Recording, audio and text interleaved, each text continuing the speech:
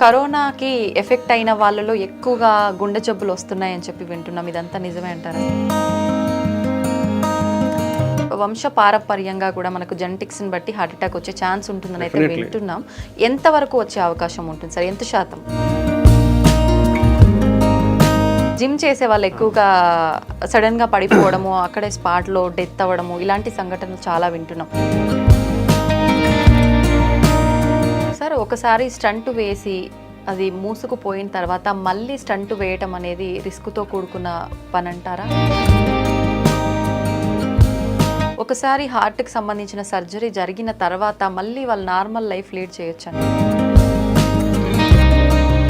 Sir, alcohol తీసుకునే వారికి heart attack వచ్చే అవకాశం ఎంతవరకు ఉంటుంది సార్? కొంతమంది అనుకుంటారు గ్యాస్ట్రిక్ ప్రాబ్లం వల్ల కూడా నొప్పి వస్తుంది అని చెప్పి. ఇది ఆయాసం నార్మల్గా కొంచెం వెయిట్ ఎక్కువ ఉన్న వాళ్ళకి కానీ, కొంతమంది ఎక్కువ ఎక్సర్సైజ్ చేయని వాళ్ళకి కానీ వస్తూనే ఉంటుంది. దీనికి దానికి డిఫరెన్స్ తెలుసుకునే అవకాశం ఉంటుందా సార్? నెగ్లెక్ట్ చేయొద్దండి. గ్యాస్ ట్రబుల్ పెయిన్ అనుకోవద్దండి, లేదా కండరాల నొప్పి అని అనుకోవద్దండి, లేదా ఎముకలు నొస్తున్నాయని అనుకోవద్దండి. గుండె ఆరోగ్యంగా ఉండాలి అంటే ఎల్డిఎల్ హెచ్డిఎల్ లెవెల్స్ అనేవి ఎంతలో ఉంటే హెల్దీగా ఉన్నట్టు సార్? నమస్కారం, వెల్కమ్ టు ఐ డ్రీమ్. నేను మీ విజిత. చాలా మందిలో చూసుకుంటే కరోనా తర్వాత చాలా వయస్సు తక్కువ ఉన్న వాళ్ళలో కూడా గుండె జబ్బులు అనేది ఎక్కువగా చూస్తూ ఉన్నాం. ఎందుకని ఇంత చిన్న వయసులో గుండె జబ్బులు వస్తున్నాయి? అసలు రీజన్ ఏంటి? ఎక్కువగా ఆల్కహాల్, ఆయిల్స్ ఇలాంటివి ఎక్కువగా తీసుకున్న వారిలోనే హార్ట్ అటాక్స్ వచ్చే అవకాశం ఉంటుందా, లేదంటే ప్రతి ఒక్కరిలోనూ గుండె జబ్బు వచ్చే అవకాశం ఉంటుందా? ఇలాంటి మరిన్ని విషయాలు ఇప్పుడు సార్తో మాట్లాడి తెలుసుకుందాం. ప్రస్తుతం నాతో పాటు ఉన్నారు కన్సల్టెంట్ కార్డియాలజిస్ట్ లక్కిరెడ్డి కిరణ్ కుమార్ రెడ్డి గారు. ఇప్పుడు సార్తో మాట్లాడదాం. నమస్కారం సార్. నమస్కారం అండి. సార్, గుండె ఆరోగ్యంగా ఉండాలి అంటే ఎల్డిఎల్ హెచ్డిఎల్ లెవెల్స్ అనేవి ఎంతలో ఉంటే హెల్దీగా ఉన్నట్టు సార్? సో దీన్నే కొలెస్ట్రాల్ అబ్నార్మాలిటీస్ ఆర్ డిస్లిపిడీమియా అంటాం. ఓకే, యూజువల్లీ ఎవ్రీబడి నోస్, అందరికీ తెలిసింది ఏంటంటే LDL cholesterol is the bad cholesterol, HDL cholesterol is the good cholesterol. But lot of people అందరూ ఏమనుకుంటారంటే మన కొలెస్ట్రాల్ అంతా ఎక్కడి నుంచి వస్తుంది, ఓన్లీ ఫుడ్లో నుంచి మాత్రమే వస్తుంది అనుకుంటారు. But it is only the part of the మన బాడీలో ఒక కొలెస్ట్రాల్ లెవెల్స్కి it's only a part only. అంటే మొత్తం మనం బాడీలో ఉండే కొలెస్ట్రాల్ అంతా ఫుడ్లోనే తీసుకోవట్లేదు. అది ఫస్ట్ పాయింట్ గుర్తుకు పెట్టుకోవాలి. సెకండ్ థింగ్ ఏంటంటే మన బాడీలో any food, what ever food we take, so primarily మనకు ఉండేది proteins, carbohydrates and fats. So apart from fats from the food intake, మనము ప్రోటీన్స్ కానీ కార్బోహైడ్రేట్స్ తీసుకున్నా ఇవి ఎక్సెస్ మన బాడీలో ఉన్నప్పుడు it will convert to fat. అది ఫ్యాట్గా కన్వర్ట్ అయ్యే అవకాశం ఉంటుంది అనమాట. సో నాట్ ఓన్లీ మన బాడీలో ఉన్న కొలెస్ట్రాల్ లెవెల్స్కి ఆహారం ఒకటే కాదు, ఆహారంలో ఫ్యాట్స్ ఒకటే కాదు, మిగతా ఆహారం యొక్క కాంపోజిషన్ కూడా చాలా ఇంపార్టెంట్. ఓకే, సో మనకి ఆహారంలో మనకి allowed fat content is 25 to 30% of మన ఫుడ్లో ఫ్యాట్ ఇంటేక్ అనేది ఉండాలి. ఒక 60% or 50 to 60% is carbohydrates. 20%, 15 to 20% is protein intake. ఇవి మన కంపోజిషన్ ఆఫ్ ఫుడ్ కంపోజిషన్లో ఇవి ఉండాలి. ఓకే, ఇవన్నీ ఇన్ఫ్లుయెన్స్ చేస్తాయి మన బాడీలో ఉండే కొలెస్ట్రాల్ని. సో రేంజెస్ అనేది చాలా అంటే డిఫరెంట్ కొలెస్ట్రాల్కి ఒక్కొక్క రేంజ్ ఉంటుంది, ఎప్పుడు అబ్నార్మల్ అని చెప్తాం అనేది. దీంట్లో మేజర్ కాంపోనెంట్స్ రెగ్యులర్గా మనం బ్లడ్ టెస్ట్ చేసినప్పుడు మనం రెగ్యులర్గా చూసే కాంపోనెంట్స్ టోటల్ కొలెస్ట్రాల్ ఒకటి ఉంటుంది. So total cholesterol less than 200 mg/dL ఉండాలి. If it is more than 250 it is indication for treatment. Okay, triglycerides తీసుకుంటాం. Triglycerides usually less than 150 mg/dL ఉండాలి. మోర్ దెన్ 200 mg/dL ఉంటే we have to take the treatment. Then HDL cholesterol అనేది యూజువల్గా it is a good cholesterol కాబట్టి మన బాడీలో ఎక్కువ ఉండాలి. అంటే it should be more than 60 mg/dL. Less than around 40 to 50. ఫీమేల్స్లో అయితే less than 50, మేల్స్లో అయితే less than 40 ఉంటే it's low amount of HDL cholesterol. So that is a risk factor again. So ఇవి మన బాడీలో ఉండే కొలెస్ట్రాల్, బేసిక్ కొలెస్ట్రాల్ లెవెల్స్ ఒక abnormal values అనమాట. బట్ ఈవెన్ ఈ లెవెల్స్ కూడా ఒక్కొక్కసారి మనకి విత్ ఇన్ నార్మల్ రేంజ్ ఉండొచ్చు. ఉండి ఈవెన్ దెన్ పేషెంట్స్ కానీ పీపుల్ హార్ట్ అటాక్ వచ్చే ఛాన్సెస్ ఉండొచ్చు.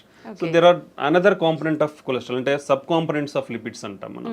లైక్ లైపోప్రోటీన్ ఏ అనేది ఇంపార్టెంట్, అపోలైపోప్రోటీన్స్ అని ఉంటాయి. సో ఈ కాంపనెంట్స్ కూడా చాలా ఇంపార్టెంట్ అన్నమాట. సో మనము ఒకవేళ ఈ basic cholesterol levels even with in normal range ఉన్నా కానీ మనం ఫర్దర్ టెస్టింగ్ ఆఫ్ కొలెస్ట్రాల్ అనేది చెక్ చేయాల్సిన అవసరం ఉంది. సో ఈ బ్యాడ్ కొలెస్ట్రాల్, గుడ్ కొలెస్ట్రాల్ అనేది నాట్ ఓన్లీ ఫ్రమ్ ఫుడ్, మనం తీసుకునే ఫ్యాట్ ఇంటేకే కాదు, rest of the food intake అనేది కూడా చాలా ఇంపార్టెంట్. సో మనం తీసుకునే ఫుడ్లో ఈక్వాలిటీ ఆఫ్, అంటే కార్బోహైడ్రేట్స్ ఉండాలి, ప్రోటీన్స్ ఉండాలి, ఫ్యాట్స్ ఉండాలి. సో కొలెస్ట్రాల్ అనేది మన బాడీలో కూడా ప్రొడ్యూస్ అవుతుంది కాబట్టి అసలు కొలెస్ట్రాల్ అంటే ఫ్యాటీ ఫుడ్స్ తీసుకోవద్దా అనేది it's not correct. So your body needs fatty acids, ఎందుకంటే మన ప్రతి body is made up of cells అంటాం. ఈ ప్రతి సెల్స్ లో కూడా we are having lipid components. So for integrity of our body we need fats, but it should be in a controlled manner, not in excessive manner అనమాట. So for suppose if you take oily foods, when you take deep fried foods, they are unhealthy. How much amount of oil you have to take? So oil is limitation around 4 teaspoons. 4 teaspoons per person. Okay. So that is the limitation of amount. Daily. The daily intake of this. So you should not take more than that. And second thing is then is what is the reusability of the oil? That is most important. You should not reuse it repeatedly. Fry చేసుకుంటాం అలానే పెడతాం మళ్ళీ reuse. So it should not be done. So ఇది ఒకటి. Third thing ఏంటంటే now all the మార్కెట్లో చాలా వరకు పార్షియలీ హైడ్రోజనేటెడ్ రిఫైన్డ్ ఆయిల్స్ అనేవి వస్తుంటాయి. Those are not healthy. So whatever it is cold pressed oils or organic oils ఉంటే those are better. So for fat intake. So these are the cholesterol abnormality levels to consider. Okay, ఎక్కువగా అంటే మనం తీసుకునే foods వల్ల కూడా heart attack వచ్చే chance ఉంటుంది కాబట్టి అటువంటి ఫుడ్స్ ఏంటి సార్ అసలు? బేసికల్లీ బేసికల్లీ ప్రతి ప్రాబ్లమ్కి whatever problem you take now it is it related to lifestyle. What is meant by lifestyle? 2 basic components of lifestyle is food and exercise. So in the food, healthy food. So what is healthy food? If you come to heart, what is heart healthy food? So usually ga manaki clinical studies and trials lo prove aina diets patterns anedi konni unnai. One of the important diet pattern is called Mediterranean diet pattern antam. So this is the Mediterranean anedi oka sea surrounding areas lo they follow this diet pattern. Vallalo heart problems ne chala takku unnai. So that is why it is recommended to safeguard your heart. Heart హెల్తీగా పెట్టుకోనికి that is usually the recommended diet. అంటే దీంట్లో ఏముంటాయి? So basically it's like a pyramid. ఈ pyramid లో base అనేది చాలా పెద్దగా ఉంటుందంటే లార్జ్ అమౌంట్ ఆఫ్ క్వాంటిటీ తీసుకోవాలి. Top of the pyramid small ఉంటుంది కాబట్టి అవి లో అమౌంట్ తీసుకోవాలి. So if you come to the base of the pyramid, first thing is exercise is compulsory in this diet pattern. That everybody has to follow. ఎటువంటి exercise చేయాల్సి ఉంటుంది sir? మనకి guide lines ప్రకారం, American guide lines ప్రకారం 150 minutes of moderate intensity exercise per week. అంటే daily 30 minutes for 5 days. Moderate intensity exercise అంటే కొంచెం walk, brisk walk are mild cycling కానీ మైల్డ్ స్విమ్మింగ్ కానీ ఇలా చేస్తే that amount of exercise for 30 minutes per day is enough. లేదా high intensity exercises అంటాం, that is required only 75 minutes per week. అంటే 20 minutes for 3 days, like 60 to 75 minutes per week. That is enough. So that even with this minimum exercise, you can stay healthy. Like what are the high intensity exercises? Like jogging and running, full length swimming, tennis adam, single person tennis adam. Ivanni kuda high intensity exercises. Along with that, for 3 days a week, a minimum time like 15 to 20 minutes of strengthening exercises. That also will have a positive impact on our heart health అనమాట. So these are the exercise recommendations for 1 person to follow. So ఇవి follow అవుతూ then diet. The diet basically contains of whole grains and cereals. అంటే పప్పు దినుసులు అవన్నీ కూడా refined. ఇప్పుడు మనం రైస్ తీసుకోండి, వీట్ తీసుకోండి, whatever the products available in the market, they are all refined. So refined foods అనేది యూ షుడ్ స్టాప్. ఒకరు ఈ రిఫైన్డ్ ఫుడ్స్ అనేది తినడం స్టాప్ చేయాలి. Because these are having high glycemic index. High glycemic, so more absorption and immediately sugar levels will rise, hormonal imbalance, insulin imbalance, all this will happen. So you should keep away from this refined foods nunchi dooram undali. Whole grains like whole wheat, brown rice, unpolished rice, ilanti తీసుకొని like millets, other grains, పప్పు దినుసులు ఇవన్నీ ఎక్కువ అంటే minimum daily you should take around 3 servings per day. Oh, you have to take these things. Next comes fruits and vegetables. Fruits and vegetables are one of the important component. Vegetarian diet, plant based diet is much healthier than animal based diet. Okay. So daily you should take around 4 to 5 servings of fruits and vegetables. In India, if you come, hardly less than 50% of the population in India eat only one time a week. అంటే ఒక్కసారి మాత్రమే వారంలో fruits తీసుకుంటున్నారు మన భారతదేశంలో. You see how much gap is there. Okay, even vegetables కూడా like daily 4 to 5 servings of vegetables కూడా it is hardly 20 to 25% in all India. Okay. So you see how much gap in the diet, healthy dietary patterns we are following. Okay, this is one of the important. Next thing is oils. Oils, limited amount. 1 teaspoon is equal to 5 grams. Okay. Okay, you should take around 4 to 5 teaspoons per person. That is the limitation amount. And reusable oils అనేది ఉండకూడదు. So among these oils, extra virgin olive oil is the better thing. And any plant based oil is good. ఆ plant based oils లో కూడా we have to go for like cold pressed oils. Better avoid refined oils అనేది avoid చేయాలి. దాంట్లో కూడా mono unsaturated or poly unsaturated fatty acids ఉన్న ఆయిల్స్ని prefer చేయాలి, like sunflower, soybean oil, sesame oil. ఇవి they are good in mono or poly unsaturated fatty acids. Okay, then if you come to poultry or fish, non vegetarian. In non vegetarian usually the preferred is fish. Any oily fish or fish is the preferred non-vegetarian diet. Apart from that, poultry, chicken doesn't have any harmful effects on the heart, so you can take a chicken. That also like 2 to 3 servings per week, not more than that. Okay. Then if you come to dairy products, dairy also 1 or 2 times a day you can take dairy products. Then on the top, which is the minimal amount, like hardly once in a month, or even less than that, all the processed foods and the red meat. Red meat comes like mutton, lamb, sheep, pork, beef. All this comes under red meat. So it is not advisable to take all these things. And all sugar sweetened beverages like cool drinks, which is the very harmful. బయటికి పోతే చాలు cool drink తాగుతారు, అది అలవాటు అయిపోతుంది అందరికి. So అది avoid చేయాలి. బికాస్ అసలు అంటే హార్డ్లీ మంత్లో వన్స్ అని చెప్తున్నాం, ఇక్కడ అందరు చేసేది అంటే డైలీ 3 times తాగుతారు. You see how much harmfulness we are getting into our body. And all the bakery products like all are coming from the refined wheat. Like maida నుంచి బేకరీ ప్రోడక్ట్స్ అన్ని, సమోసాలు కానీ, పఫ్ఫులు కానీ, even if you see cakes, lot of cream is there. So ఈ all things are refined products only. You should avoid hardly less than a month you should eat. But this is the bad thing. ఆ పైన ఉండేదే మనం అందరం కింద ఎక్కువ తింటున్నాం. So this is the unhealthy thing should not follow. So this healthy diet follow అవడం అనేది చాలా important. If you follow this healthy diet and regular exercise, we can control lot of risk factors like sugar కానీ, BP కానీ, stress levels కానీ. We can reduce all of the things with healthy diet and exercise. Okay, that is the importance of diet and exercise. Sir, చాలా మందిలో వింటుంటాము heart attack అనేది sudden గా వస్తుంది, ఇంతకుముందు ఎప్పుడూ ఉండదు, సడన్ గా వస్తుంది, ఎటువంటి సిమ్టమ్స్ కూడా లేవు, చాలా యాక్టివ్గా హెల్తీగా ఉన్నారు అని చెప్పి. నిజంగా ప్రతి ఒక్కరిలో కూడా సిమ్టమ్స్ అనేవి కనిపించవంటారా సార్ హార్ట్ అటాక్ వచ్చే ముందు? యూజువల్లీ హార్ట్ అటాక్ అనేది ఎందుకు వస్తుందంటే, మన రక్తనాళాలు అంటే గుండె పైన 3 రక్తనాళాలు ఉంటాయి. So left side 2, right side 1. ఇది వైటల్, మన హార్ట్ పంపింగ్ కి, మన హార్ట్ కూడా బ్లడ్ సప్లై అవ్వాలి. మన హార్ట్ ఏం చేస్తుంది, మన బాడీకి బ్లడ్ సప్లై చేస్తుంది.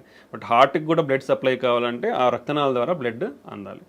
ఓకే, సో ఆ రక్తనాళాలలో లోపల అంటే మనం ఇది ట్యూబ్ అనుకుంటే, ఈ లోపల ఇన్నర్ లైనింగ్ లో మనకి ప్రాబ్లం అంతా స్టార్ట్ అయ్యింది.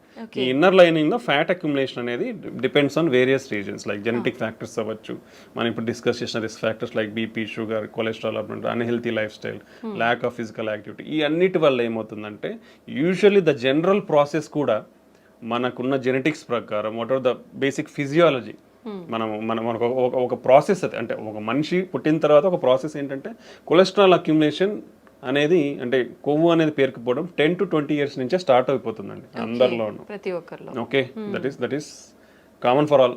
ఓకే, అది స్టార్ట్ అవుతుంది around from 20 years it will start. అది ఫర్దర్గా ఎలా హార్ట్ అటాక్ దారి తీస్తుంది అనేది it depends on all these risk factors we discussed. Okay, that's the main thing. So దీంట్లో 2 రకాలు అనమాట. ఈ కొవ్వు అనేది నిదానంగా మన లెవెల్స్ని బట్టి పేరుకుపోతూ వస్తుంటుంది. సో 10% ఉండొచ్చు, 20%, 50%, 70%. ఓకే 50 మోర్ దెన్ 70% బ్లాక్ ఉంటే మనకి గుండెకి అనేది రక్తం అనేది సరిగా అందక మన హార్ట్ అనేది స్ట్రెస్కు గురి అవుతుంది. ఓకే ఓకే, ఇది ఒక మెథడాలజీ. సో అలా స్ట్రెస్కు గురైనప్పుడు ఏమవుతుంది, ఇప్పుడు నేను నడుచుకుంటూ పోతున్నాను ఫాస్ట్గా, నాకు ఎక్సర్సైజ్ ఉన్నప్పుడు మన బాడీకి స్ట్రెస్ గురైనప్పుడు ఏమవుతుందంటే మనకు పంపింగ్ ఎక్కువ కావాలి. పంపింగ్ ఎక్కువ కావాలంటే హార్ట్కి బ్లడ్ అనేది ఎక్కువ అందాలి. ఎప్పుడైతే ఈ బ్లాక్ ఉంటుందో, లైక్ ఇప్పుడు ఇలా ఉంది, ఒక ట్యూబ్ ఉంది అనుకోండి, వాటర్ ఫ్లో అవుతుంది, ఇప్పుడు కంప్లీట్గా నార్మల్గా ఉన్నప్పుడు ఫాస్ట్గా ఫ్లో అవుతుంది. అదే నువ్వు హాఫ్ బ్లాక్ అయిపోయింది అనుకోండి, స్లో వస్తుంది. లైక్ ద సేమ్ వే మన హార్ట్ గుండె రక్తనాళాల్లో కూడా ఈ బ్లడ్ అనేది ఈ బ్లడ్ వెజల్ అనేది మూసుకుపోయింది అనుకోండి 70%, బ్లడ్ సప్లై అనేది తగ్గిపోతుంది. తగ్గిపోయినప్పుడు హార్ట్ పంపింగ్ అనేది తగ్గుతుంది. అప్పుడు మనకు సిమ్టమ్స్ లైక్ నడిచినప్పుడు కానీ, ఏదైనా పని చేసినప్పుడు కానీ, స్ట్రెస్లో ఉన్నప్పుడు ఆయాసం రావడము, ఛాతీ నొప్పి రావడము, కళ్ళు తిరగడము, వీక్నెస్ లాగా ఉండడము, ఇలా మేనిఫెస్ట్ అవుతుంది కొందరిలో. ఇది అంటే మేజర్ హార్ట్ అటాక్ రాకముందు, సడన్ హార్ట్ అటాక్ రాకముందు ఇలాంటి సిమ్టమ్స్ ఫేస్ అయ్యే ఛాన్స్ ఉంటుంది. బట్ చాలా మంది ఏం చేస్తారంటే ఇవి ఏజ్ తో రిలేటెడ్ అలా వచ్చినాయి అనుకోవడమో, లేదంటే నేను పని చేసినాను కాబట్టి పని చేస్తే ఇలా ఉంటాయి అనుకోవడం అనేది నెగ్లెక్ట్ చేస్తారు. సో ఆ నెగ్లిజెన్స్ వల్ల వీళ్ళు రికగ్నైజ్ చేయకపోవడం వల్ల సడన్ గా హార్ట్ అటాక్ కి గురవుతారు. బట్ ఇది ఒక కాంపోనెంట్ అయితే, ఇప్పుడు మనం 70% అయితే మనకు సిమ్టమ్స్ తెలుస్తాయి. But even sudden heart attacks అనేది ఈ మెకానిజం వేరు. ఈ సడన్ హార్ట్ అటాక్ లో ఏమవుతుందంటే, ఫర్ సపోజ్ 20% బ్లాకే ఉంది మనకి, 20% బ్లడ్ ఫ్లో బాగానే ఉంటుంది. బట్ ఈ అన్కంట్రోల్ షుగర్ కానీ, బీపీ ఎక్కువైనప్పుడు కానీ, లేదా స్ట్రెస్ గురైనప్పుడు కానీ, ఇలా ఏమవుతుందంటే ఈ పొర ఉంటుంది, ఏది కొలెస్ట్రాల్ పెరిగిపోయిన దాని మీద పొర, అది సడన్ గా రప్చర్ అయిపోతుంది, బర్స్ట్ అయిపోతుంది. బర్స్ట్ అయినప్పుడు ఈ లోపల ఉండేటివి బ్లడ్లో ఎక్స్పోజ్ అవడం వల్ల మన బ్లడ్లో ఉండే ప్లేట్లెట్స్ కోయాగులేషన్ ఫ్యాక్టర్స్, అంటే బ్లడ్ క్లాటింగ్ ఫ్యాక్టర్స్ అంటాం, ప్లేట్లెట్స్, అవి సడన్గా వచ్చేసి అక్కడ అన్ని చేరుకుపోతాయి. చేరుకుపోయినట్టు ఇమీడియట్గా బ్లడ్ వెజల్ అనేది బ్లాక్ అవుతుంది. ఇమీడియట్గా బ్లాక్ అయినప్పుడు సడన్ హార్ట్ అటాక్ వస్తుంది అనమాట. ఇది సడన్ హార్ట్ అటాక్ రానికి ముఖ్య కారణం. ఓకే, సో దానికి మనము ప్రియంటివ్గా మనకున్న రిస్క్ ఫ్యాక్టర్స్ని చెక్ చేసుకోవడం, రెగ్యులర్గా ఉన్న వాటిని కంట్రోల్లో పెట్టుకోవడం, హెల్తీ లైఫ్ స్టైల్ ఫాలో అవడం వల్ల ఇవన్నీ తగ్గించుకునే ఛాన్స్ ఉంటుంది. But we can't completely prevent, we can reduce the chances, but we can't completely prevent. Okay, ఇది mechanism of heart attack. So ప్రీవియస్గా ఏ సిమ్టమ్స్ లేని వాళ్ళు కూడా ఈ 20% ప్లాక్స్ అనేది సడన్ గా బర్స్ట్ అయినప్పుడు సడన్ హార్ట్ అటాక్ వచ్చే అవకాశం ఉంటుంది అనమాట. ఓకే, ఇది అక్యూట్ హార్ట్ అటాక్ అంటాం. మనం ఫస్ట్ ప్రీవియస్గా స్లోగా నడిచేటప్పుడు వచ్చేదాన్ని chronic coronary syndromes, chronic heart attack లాగా చెప్పొచ్చు అనమాట. ఇది మనకు హార్ట్ అటాక్ వచ్చే విధానం. ఓకే సార్, ఇందాక మీరు కూడా చెప్పారు చాలా మంది నెగ్లెక్ట్ చేస్తారు ఇలాంటి సిమ్టమ్స్ ఉన్నప్పుడు అని. కొంతమంది అనుకుంటారు గ్యాస్ట్రిక్ ప్రాబ్లం వల్ల కూడా నొప్పి వస్తుంది అని చెప్పి, అది ఇది ఆయాసం నార్మల్ గా కొంచెం వెయిట్ ఎక్కువ ఉన్న వాళ్ళకి కానీ, కొంతమంది ఎక్కువ ఎక్సర్సైజ్ చేయని వాళ్ళకి కానీ వస్తూనే ఉంటుంది. దీనికి దానికి డిఫరెన్స్ తెలుసుకునే అవకాశం ఉంటుందా సార్? ఇప్పుడు యూజువల్ గా హార్ట్ అటాక్ లో వచ్చే పెయిన్ ఏంటంటే, మనం ఛాతీ చాలా బరువు ఉంటుంది అనమాట. అంటే ఒక 100 kgs వెయిట్ పెట్టినట్లు ఉంటుంది మన ఛాతీ మీద, ప్రెషర్ ఫీల్ అవుతాం. ఓకే, నొప్పి కాదు, basically it's like discomfort. Heavy బరువు పెట్టేస్తే ఏమవుతుంది, ఊపిరి ఆడకుండా. సో ఆ బరువుతో పాటే మనకి ఈ ఊపిరి ఆడకుండా ఉండే సెన్సేషన్ తెలుస్తుంది అనమాట. So that is typical of heart attack. Okay, అది చాలా ఇంపార్టెంట్. అలా కాకుండా సమ్ టైమ్స్ సూదులు కూర్చున్నట్లు ఉండడం కానీ, లేదా ఏదో మైల్డ్గా నలతగా ఉండి మైల్డ్ పెయిన్ తెలుస్తూ ఉంది, లేదా ఆ పెయిన్ ఇట్లా చేతికంతా పాకుతున్నట్లు తెలియడము, దాంతో పాటు వామిటింగ్ వచ్చిన సెన్సేషన్ ఉండడం కానీ, లేదా కళ్ళు తిరిగినట్లు ఉండే అవకాశం ఉంటుంది. ఓకే, చెమటలు పట్టిపోతాయి, చాలా ఎక్కువ పట్టిపోతాయి చెమటలు. సో ఇలా కూడా సిమ్టమ్స్ ఉండొచ్చు అనమాట. Okay, so but gastric pain ఎలా ఉంటుంది యూజువల్గా ఏంటంటే, మనకి కొంచెం ఈ పొత్తి కడుపులో మంటగా ఉంటుంది, మంటగా ఉండి ఆ పైకి గ్యాస్ట్రిక్ రిఫ్లక్స్ అంటాం, యాసిడ్ కాబట్టి ఆ రిఫ్లెక్స్ కూడా ఇక్కడ నుంచి ఇక్కడ వరకు కూడా మనకు బర్నింగ్ ఉంటుంది గొంతు వరకు. యూజువల్గా గ్యాస్ట్రిక్ పెయిన్ అలా ఉంటుంది అనమాట. But any type of pain, అంటే మనం డిస్క్రైబ్ చేసుకున్న పెయినే హార్ట్ అటాక్ ఉండాల్సిన అయితే ఉండదు, అది టిపికల్. అలా ఉంటే కంపల్సరీ హార్ట్ అటాక్. బట్ అలా కాకుండా కూర్చున్నట్లున్న పెయిన్గా ఉన్న అది కూడా హార్ట్ అటాక్ అయి ఉండొచ్చు. Okay, any pain. That's why నేను ఎప్పుడు ప్రతి ఇంటర్వ్యూలో ప్రతి ఒక్కరికి నేను ఒకటే చెప్తాను, నీకు ఎటువంటి ఛాతీ నొప్పి వచ్చినా ఒక 30 సంవత్సరాలు 40 సంవత్సరాలు దాటిన తర్వాత నెగ్లెక్ట్ చేయొద్దండి. గ్యాస్ ట్రబుల్ పెయిన్ అనుకోవద్దండి, లేదా కండరాల నొప్పి అని అనుకోవద్దండి, లేదా ఎముకలు నొస్తున్నాయని అనుకోవద్దండి. మీకు ఆ నొప్పి తగ్గట్లేదు, విపరీతమైన నొప్పి ఉంది, ఆ ఇంటెన్సిటీ అంటాం, పెయిన్ ఇంటెన్సిటీ అంటాం, మైల్డ్గా ఉంది, పెరుగుతుంది, ఆ ఇంటెన్సిటీ అలా పెరుగుతూ ఉన్నా, సో అలాంటప్పుడు ఇమ్మీడియట్గా ఒకే ఒక చిన్న టెస్ట్, ఈసీజీ టెస్ట్ అంటాం. జస్ట్ హాస్పిటల్ ఎక్కడికి పోయినా, ఏ చిన్న క్లినిక్కి పోయినా majority of the times diagnostic సెంటర్లలో కూడా ఈసీజీ అవైలబిలిటీ ఉంటుంది. ఓకే. సో అలా ఇబ్బంది ఉన్న వాళ్ళు ఒక చిన్న ECG that cost very less than around 200 to 300 కంటే ఎక్కువ ఉండదు ఈసీజీ అనేది. ఓకే, సో ఎక్కడికి పోయినా అలాంటి ఈసీజీ అనేది తీస్తారు. సో ఆ చెస్ట్ పెయిన్ అనేది ఎటువంటి చెస్ట్ పెయిన్ ఉన్నా ఒక ఈసీజీ తీసుకుంటే ప్రాణం కాపాడుకోవచ్చు. ఎందుకంటే అక్యూట్ హార్ట్ అటాక్ ఈసీజీలో చాలా ఈజీగా తెలిసిపోతుంది. సో దాంట్లో హార్ట్ అటాక్ చేంజెస్ ఉన్నాయా, ఇమీడియట్గా డాక్టర్స్ అక్కడ ఉన్న అవైలబిలిటీ ఉంటే ట్రీట్మెంట్ ఇస్తారు, లేదంటే రెఫర్ చేస్తారు. ఒకవేళ అది నార్మల్గా ఉందంటే ఊపిరి పీల్చుకొని then you can evaluate slowly. Okay, so any type of chest pain, ఎటువంటి ఛాతి నొప్పి ఉన్నా కానీ ఏ మాత్రం నిర్లక్ష్యం చేయకుండా ఇమీడియట్గా ఒక ఈసీజీ టెస్ట్ తీసుకొని మీ ప్రాణాలను కాపాడుకోండి. That's the good thing. Sir, once pain వచ్చింది అనగానే వెంటనే టెన్షన్ ఎక్కువైపోతుంది, అసలు పక్కన ఉన్న వాళ్ళకి కూడా ఏం చేయాలనేది అర్థం కాదు. అటువంటి టైంలో మనం హాస్పిటల్కి వెళ్ళే ముందుగానే ఇంట్లో జాగ్రత్త తీసుకునే అవకాశం ఉందంటారా సార్? బేసికల్లీ ఫస్ట్ థింగ్ ఏంటంటే ఇట్లా సడన్ హార్ట్ అటాక్ వచ్చినప్పుడు there is no time. Even with this latest technological advancements మనకు ఇంతకుముందు హార్ట్ అటాక్ ఎలా కనుక్కోవాలో రీచబిలిటీ ఉండేది కాదు, ఏది ఇన్వెస్టిగేషన్స్ కానీ. ఇప్పుడు ఎక్కడికి పోయినా ఏ చిన్న విలేజ్కి కానీ చిన్న టౌన్కి వెళ్ళినా ఇవి ఫాస్ట్గా వెళ్ళొచ్చు, ఈసీజీ తీయించుకోవచ్చు, డయాగ్నోస్ చేసుకోవచ్చు.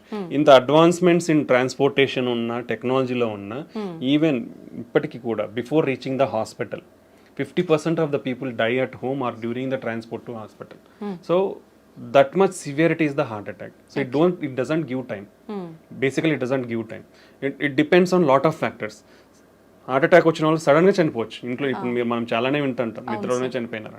ఇట్ విల్ హ్యావ్ సడన్గా బ్లాక్ అయినప్పుడు ఏమవుతుందంటే ఈ మన కండరం అనేది ఎలక్ట్రికల్ సిస్టమ్ ఉంటుంది బాడీలో, అది సడన్గా బ్లడ్ ఫ్లో తగ్గిపోవడం వల్ల ఫిబ్రిలేట్ అవుతుంది అనమాట. ఫిబ్రిలేట్ అంటే హార్ట్ రేట్ అనేది ఫాస్ట్ కొట్టుకుంటుంది. సో అది రికగ్నైజ్ చేసే లోపలనే పేషెంట్ విల్ డై. బికాస్ చాలా మందికి తెలియదు how to recognise it. Okay, that's why immediately when the person ఎవరైతే కొలాప్స్ అయిపోయి పడిపోతారో వాళ్ళకి మనం ఇంటికి సిపిఆర్ అనేది స్టార్ట్ చేయమని చెప్తాం. So that will give time. అంటే ఒక మెడికల్ పర్సన్ వచ్చి ట్రీట్మెంట్ ఇచ్చే లోపల ఇట్ విల్ గివ్ టైమ్. ఎందుకంటే మనం ప్రెస్ చేసినప్పుడు బ్లడ్ సర్క్యులేషన్ అనేది జరుగుతుంది కాబట్టి it will keep our brain and other organs intact కాబట్టి. సో ఇప్పటికీ కూడా 50% of the heart attacks can't reach hospital.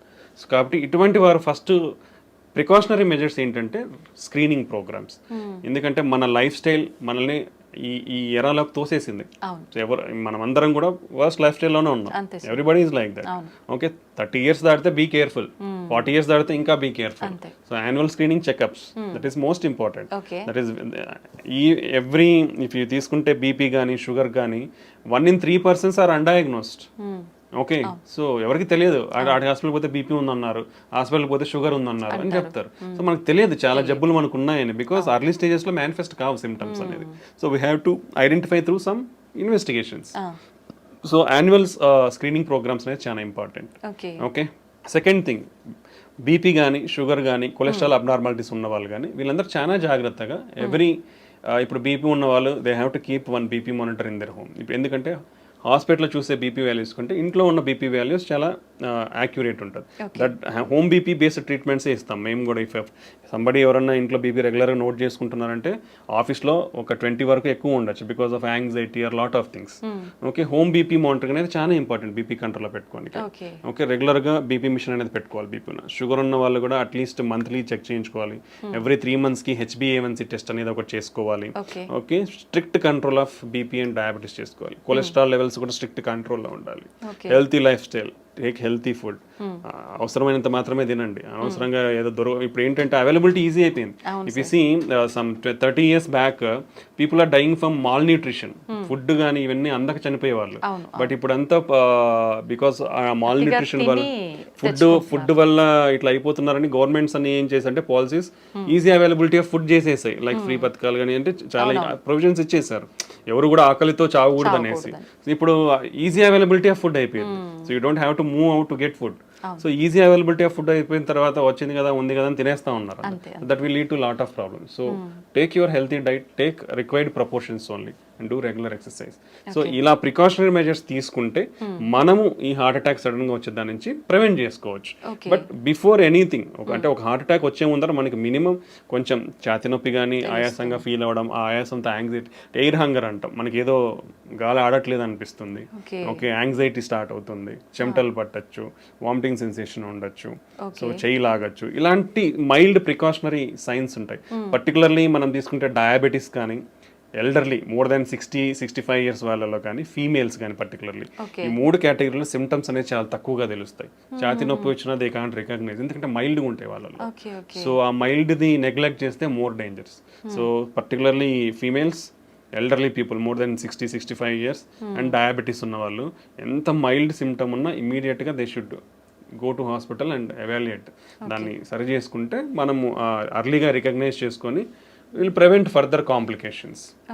ఇవి మనకు హార్ట్ అటాక్ ముందు వచ్చే precautionary science. Okay sir, alcohol తీసుకునే వారికి హార్ట్ అటాక్ వచ్చే అవకాశం ఎంత వరకు ఉంటుంది సార్? అది ప్రమాదకరమైంది అంటారా? కంపల్సరీ వస్తుందండి. ప్రీవియస్గా ఏమైందంటే lot of studies, I think జెంట్స్లో ఒక డైలీ ఒక 2 డ్రింక్స్ కానీ, 2 డ్రింక్స్ అంటే బాటిల్స్ కాదు, there is some limit of, అంటే ఒక బీర్ తీసుకుంటే 300 ml, or if you take wine 150 ml, or if you take alcohol like whisky 40% alcohol తీసుకుంటే ఒక 40 ml, అట్లా ఉండేటివి.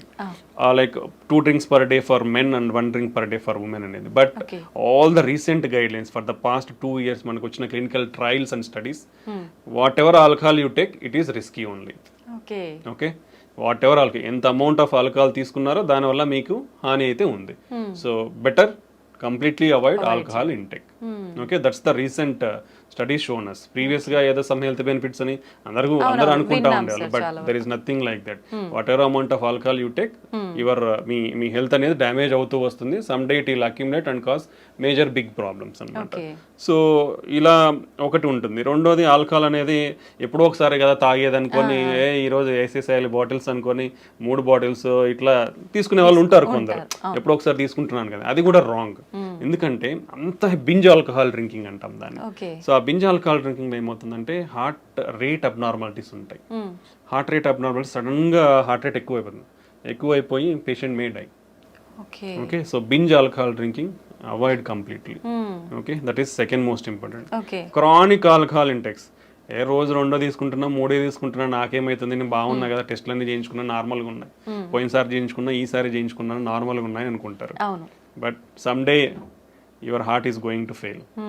సో ఆల్కహాలిక్ కార్డియోమయోపతి అంటాం. ఒకసారి హార్ట్ ఫెయిల్ అయ్యి ఇర్రివర్సిబుల్ స్టేజ్లోకి వెళ్ళింది అనుకోండి, నథింగ్ విల్ హెల్ప్. ఎన్ని మందులు అన్నా ఏం చేసినా నీకు మళ్ళీ నార్మల్ ఫంక్షన్కి రాదు. వీ హ్యాడ్ సీన్ యంగ్స్టర్స్ ఆ స్టేజ్కి పోవడం కూడా మేము చూసాము. కంప్లీట్గా రోజు తాగే వాళ్ళను చూసి వాళ్ళ irreversible stage of heart failure అంటాం, అక్కడికి వెళ్ళిన వాళ్ళని చూసాము. నెక్స్ట్ వీళ్ళల్లో ట్రైగ్లిజరైడ్ అబ్నార్మాలిటీస్ వచ్చే ఛాన్స్ ఉంటుంది, దెన్ హార్ట్ అటాక్స్ వచ్చే ఛాన్స్ ఉంటుంది. Okay, even they are more prone to liver disease, chronic liver disease and cirrhosis అంటాం, ప్యాంక్రటైటిస్ అంటాం. సో లాట్ ఆఫ్ కాంప్లికేషన్, అంటే not only heart, it will damage other organs also. So when ఒకసారి ఇది హానిగా అనిపిస్తుంది అంటే you should get away from system అంతా effect అవుతుంది. So you should get away from them. Better don't take alcohol. అలవాటు ఉన్న వాళ్ళు కూడా, if it is difficult for you to stop, reduce your amount slowly and completely stop it and stay healthy. Okay, అది alcohol related side effects. Sir, ప్రతి ఒక్కరం కూడా వింటూనే ఉంటాం ఆల్కహాల్ కానీ స్మోకింగ్ కానీ 2 కూడా ప్రమాదకరమని. ఇప్పుడు మీరు కూడా చెప్పారు ఆల్కహాల్ తీసుకుంటే ఎటువంటి ప్రమాదం, మరి స్మోకింగ్ తీసుకునే వాళ్ళు ఎటువంటి ప్రమాదాలు ఉంటాయి, ప్రత్యేకించి హార్ట్కి సంబంధించి ఎలాంటి హాని జరుగుతుంది? Smoking is the deadliest risk factor అండి. 2 పెద్ద అనారోగ్యాన్ని చేయగలిగే జబ్బులు ఏంటంటే, ఒకటి షుగర్, రెండోది స్మోకింగ్. ఈ 2 చాలా డేంజరస్. అంటే బాడీలో ప్రతిదీ అఫెక్ట్ అయిపోతుంది. ఈ 2 వల్ల ప్రతి ఆర్గన్ బాడీలో అఫెక్ట్ అయిపోతుంది. స్మోకింగ్ అనేది మన బ్లడ్ వెజల్స్లో ప్రతి బ్లడ్ వెజల్ని కొవ్వు పెరిగిపోయి చేసే ఛాన్స్ ఇస్తుంది, ఇన్ఫ్లమేషన్ ఉంటుంది, బ్లడ్ క్లాటింగ్ రిస్క్ పెరుగుతుంది. సో ఒక బ్లడ్ వెజల్ అనేది మన బాడీ మొత్తం బ్లడ్ వెజల్స్ ఉంటాయి. సో ఎక్కడైనా ఇవి అఫెక్ట్ అవ్వచ్చు. సో ఒక ఆర్గాన్, ఏ ఆర్గాన్ బ్లడ్ వెజల్ అఫెక్ట్ అయితే ఆర్గాన్ ఫెయిల్ అయిపోతుంది. And particularly smoking will cause every type of cancer. మనకు తెలిసిందే, oral cancer, okay, lung cancer, oesophageal cancer, pancreatic cancer, colon cancer, అన్నీ వస్తాయి స్మోకింగ్తో. Okay, and definitely smoking heart అటాక్స్కి one of the biggest cause.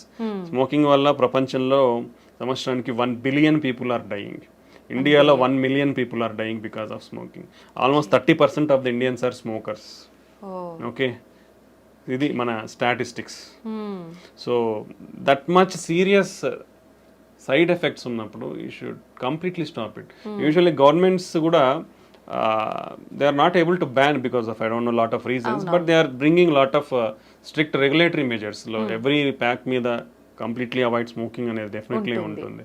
Everywhere they display, even in public places like theaters, they are displaying stop smoking and they are showing the consequences of చూపిస్తున్నారు. Brain stroke, cancers, heart attacks, emphysema, lung problems, ఆయాసం రావడము. So what not every organ is getting affected. So completely stop smoking. It is dangerous. Smoking అంటే మనం smoking చేయడమే కదండి, మీరు ఇప్పుడు నీ చుట్టుపక్కల వాళ్ళు కూడా అఫెక్ట్ అవుతారు. ఇఫ్ సంబడీ స్మోకింగ్, చుట్టుపక్కల వాళ్ళు ఒక 10 మంది ఉంటే వాళ్ళు 10 మంది కూడా అఫెక్ట్ అవుతారు. That is called as second hand smoke అంటాం. సార్ స్మోక్ చేసిన వాళ్ళకంటే ఎక్కువ పక్క వాళ్ళకే ఎక్కువ ఎఫెక్ట్ అయ్యే ఎక్కువ అనేది లేదు కానీ ఎక్కువ అని చెప్పలేము.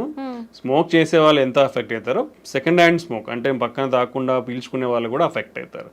So it can be seen in both ఫీమేల్స్లో కానీ మనము పెద్దవాళ్ళలో అయితే వాళ్ళకి గుండె జబ్బులు రావచ్చు, బ్రెయిన్ స్ట్రోక్ రావచ్చు, ఊపిరితిత్తుల ప్రాబ్లమ్స్ ఇవన్నీ వచ్చు.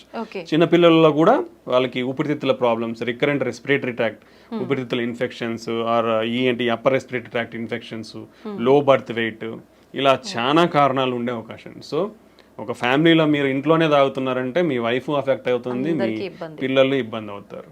ఓకే, ఆల్వేస్ రిమెంబర్, ఒక సిగరెట్ తాగే మనిషి నేనేదో తాగుతున్నా నా ఆరోగ్యం పాడైపోతుంది అని అయితే ఎప్పటికీ అనుకోవద్దండి. మీ ఆరోగ్యం కూడా ఆరోగ్యమే కాబట్టి స్టాప్ చేయండి. మీ ఆరోగ్యంతో పాటు మీరు స్మోక్ చేయడం వల్ల పక్కన వాళ్ళ ఆరోగ్యాన్ని కూడా నాశనం చేస్తున్నారు. సో పక్కన వాళ్ళు కూడా కొంచెం ఇనిషియేటివ్ తీసుకొని అలా ఎవరైనా చేసినప్పుడు వాళ్ళకి చెప్తే వాళ్ళు అట్లీస్ట్ పోయి పక్కకు పోయినా తాగేస్తారు, లేదంటే మానేయమన్నా మానేస్తారు అప్పుడు. Okay, so and you should encourage smokers. ఎవరైతే సిగరెట్స్ తాగుతున్నారో వాళ్ళకి ఇవన్నీ చెప్పి వాళ్ళని ఎంకరేజ్ చేయాలి to quit smoking. Because smoking అనేది స్టాప్ చేసిన తర్వాత హార్ట్ అటాక్ రిస్క్ తగ్గనికి 10 సంవత్సరాలు పడుతుందండి. ఒక మనిషి ఇప్పుడు స్మోకింగ్ స్టాప్ చేసినా కానీ అతనికి హార్ట్ అటాక్ రిస్క్ తగ్గనికి, అంటే ఈ స్మోకింగ్ మానేసినాక కూడా 10 years వరకు అతనికి హార్ట్ అటాక్ రిస్క్ చాలా ఎక్కువ ఉంటుంది. Okay, that is the impact of smoking. మానేసాకే అన్ని ఇయర్స్ ఉంటే కంటిన్యూ ఉన్నప్పుడు ఎంత సిగ్నిఫికెంట్ ఉంటుందో ఆలోచించాలి అందరూ కూడా. Okay, that is most important. So next ఏమొస్తాయంటే మనకు సెకండ్ హ్యాండ్ స్మోక్ కాకుండా called as e-cigarettes అంటారు. Those are also dangerous. Okay. Smoking related anything like e-cigarettes, దాంట్లో నికోటిన్ ఉండదు.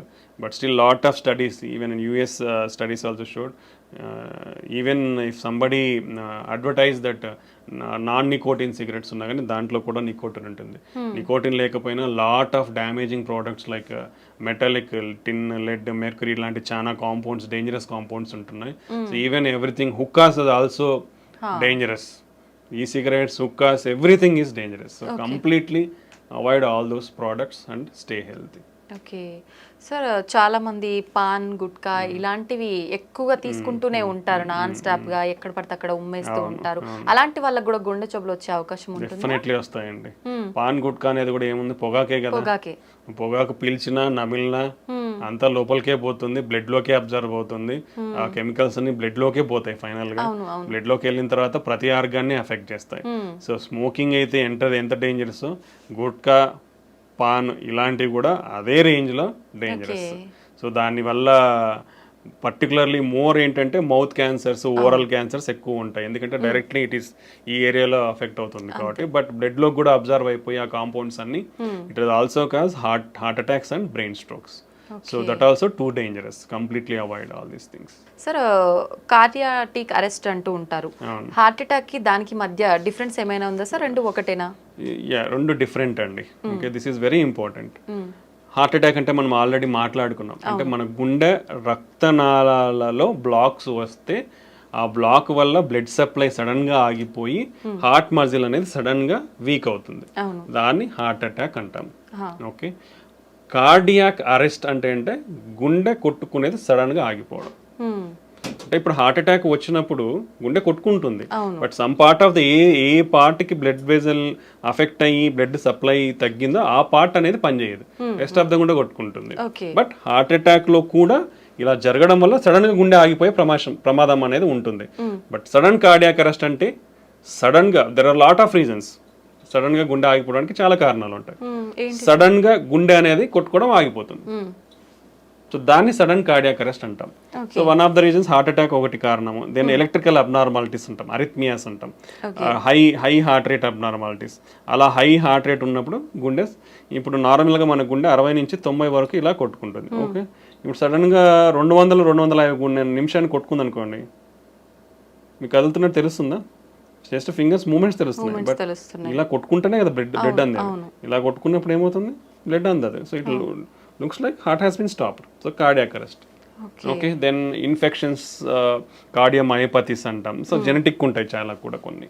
Okay, like hypertrophic cardiomyopathy, arrhythmic cardiomyopathies ఉంటాయి. కొన్ని ఛానలోపతీస్ అంటాం, అంటే మన బేసిక్ మాలిక్యులర్ లెవెల్లో కొన్ని ఛానల్స్ ఉంటాయి మన ఫంక్షన్స్ కానీ.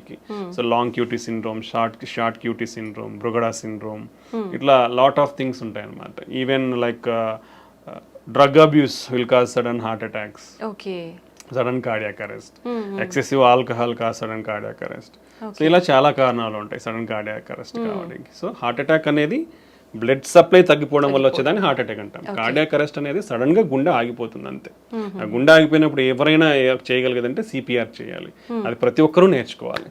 ఎందుకంటే సంబడి మీకు ఆ సిపిఆర్ అనేది తెలిస్తే అట్లీస్ట్ మీరు మనం అంటే throughout your life span you can save one life. అది కంపల్సరీ ఎవ్రీబడి, అంటే చదువులేని వాళ్ళు కూడా నేర్చుకోవచ్చు. అది it's not a big science కానీ నాలెడ్జ్ కానీ ఏం లేదు. అదేంటి just need a simple training. Everybody ఆ ట్రైనింగ్ ని కూడా తీసుకోవచ్చు. Lot of online programmes, hospitals are offering CPR programmes. CPR training అనేది తీసుకుంటే అంటే అట్లీస్ట్ మనకు ఛాన్స్ దొరికినప్పుడు అవసరంలో ఉన్న వాళ్ళకి మనము ఆ సిపిఆర్ ఇచ్చి కాపాడగలిగే వాళ్ళం అవుతాం అనమాట. ఓకే సార్, మీరు చెప్పారు షుగర్ ఉన్న వాళ్ళలో కూడా ఎక్కువగా హార్ట్ అటాక్ వచ్చే అవకాశం ఉంటుంది అని చెప్పి.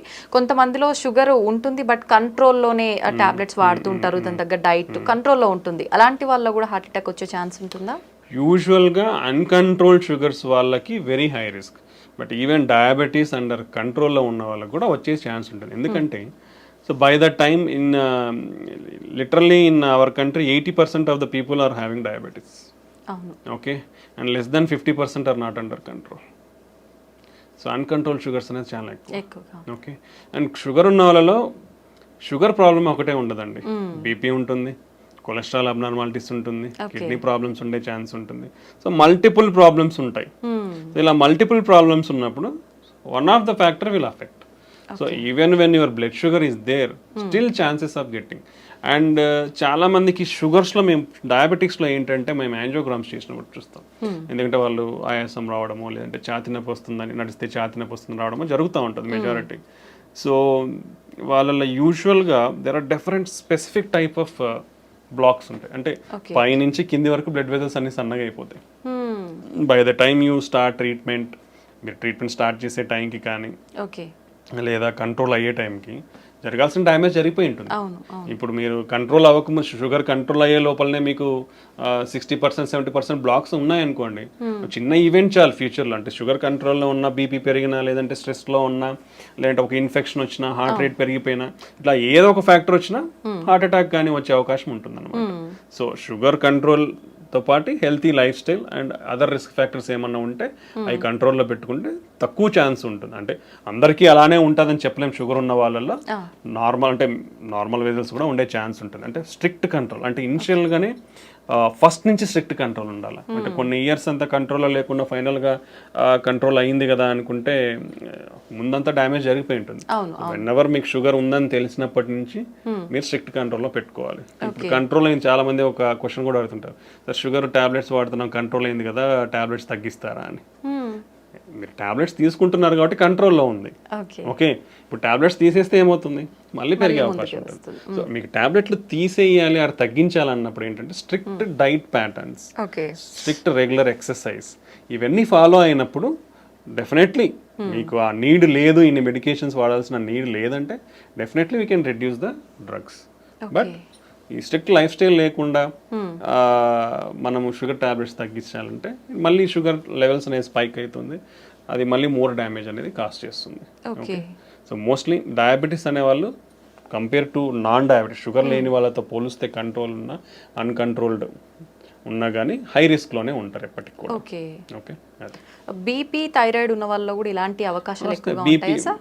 ఉంటాయండి. BP 1 in 3 persons BP or under diagnosed.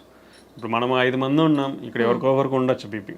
అంటే ముగ్గురులో ఒకరికి బీపీ తెలియదు, ఉందని తెలియదు. బై ద టైం తెలిసే లోపల బ్రెయిన్ స్ట్రోక్స్ రావచ్చు, హార్ట్ స్ట్రోక్స్ రావచ్చు, కిడ్నీ ఫెయిల్యూర్ అవ్వచ్చు. ఓకే. సో ఇవి అన్ని ఆర్గాన్స్ని ఎఫెక్ట్ చేస్తాయి. బీపీ షుగర్ అనేటివి ఒక గుండెనే కాదు, మిగతా ఆర్గాన్స్ కూడా ఎఫెక్ట్ అవుతాయి. చాలా మంది కిడ్నీ పేషెంట్స్ సడన్గా హై బీపీ అంటే ఎవరు చెక్ చేయించుకోరు కదా రెగ్యులర్గా. దట్స్ వై రెగ్యులర్ చెకప్ అనేది చాలా ఇంపార్టెంట్ అండి.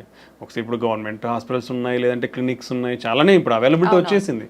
లేదంటే ఇంట్లో బీపీ మానిటర్ పెట్టుకొని ఆటోమేటిక్ ఇంకోరు వచ్చి చూడాల్సిన అవసరం లేదు. ఇప్పుడు ఇంట్లో కనెక్ట్ చేసుకొని చూసుకున్నా మనకు బీపీ ఉందా లేదా తెలిసిపోతుంది. సో అప్పుడప్పుడు అనేది ఈ బీపీ మెజర్మెంట్, షుగర్ టెస్టింగ్ అనేది కంపల్సరీ చేయించుకుంటూ ఉండాలంటే ఇవన్నీ ఎక్కువైపోతున్నాయి because of our lifestyle. So ఇవి చెక్ చేసుకోవడం వల్ల మనం జాగ్రత్త పడి మన ఆరోగ్యాన్ని కాపాడుకున్న వాళ్ళం అవుతాం అన్నమాట. సో బీపీ ఉన్న వాళ్ళు కూడా మోస్ట్లీ హార్ట్ అటాక్స్ కానీ బ్రెయిన్ స్ట్రోక్స్, కిడ్నీ ఫెయిల్యూర్స్ అనేది చాలా ఎక్కువ రేట్స్ అనేది ఉంటుంది. ఒకరిలో ముగ్గురు బీపీ ఉందనేది అండర్ డయాగ్నోస్డ్ ఉంది. ఆల్మోస్ట్ ఏవైతే హార్ట్ అటాక్స్ వస్తున్నాయో, బ్రెయిన్ స్ట్రోక్స్ వస్తున్నాయో వీళ్ళల్లో 55% మందికి బీపీ ఉంటుంది. Okay. Okay, and BP almost 12% deaths cause చేస్తుంది. Okay, that much significant. BP వల్ల ఈవెన్ మన మెయిన్ బ్లడ్ వెజల్ అయోటా ఉంటుంది, అది కూడా లైక్ రప్చర్ అయ్యే, డిసెక్షన్స్ అయ్యే అన్కంట్రోల్డ్ ఉంటే మన బ్రెయిన్లో హెమరేజ్ అయ్యే ఛాన్స్ ఉండొచ్చు. ఇలా lot of complications. Okay. So BP అనేది మనం ఇంట్లోనే చెక్ చేసుకోవచ్చు because of availability of technology now days. ఇప్పుడు అంతా స్మార్ట్ వాచ్లలో కూడా బీపీ వస్తున్నాయి తొందరలో, ఇంతవరకు రాలేదు. But future generation all watches are coming with everything, heart rate monitor, blood pressure, oxygen saturation. You can use the technology and stay healthy. Availability ఉన్నప్పుడు we have to use the technology and stay healthy.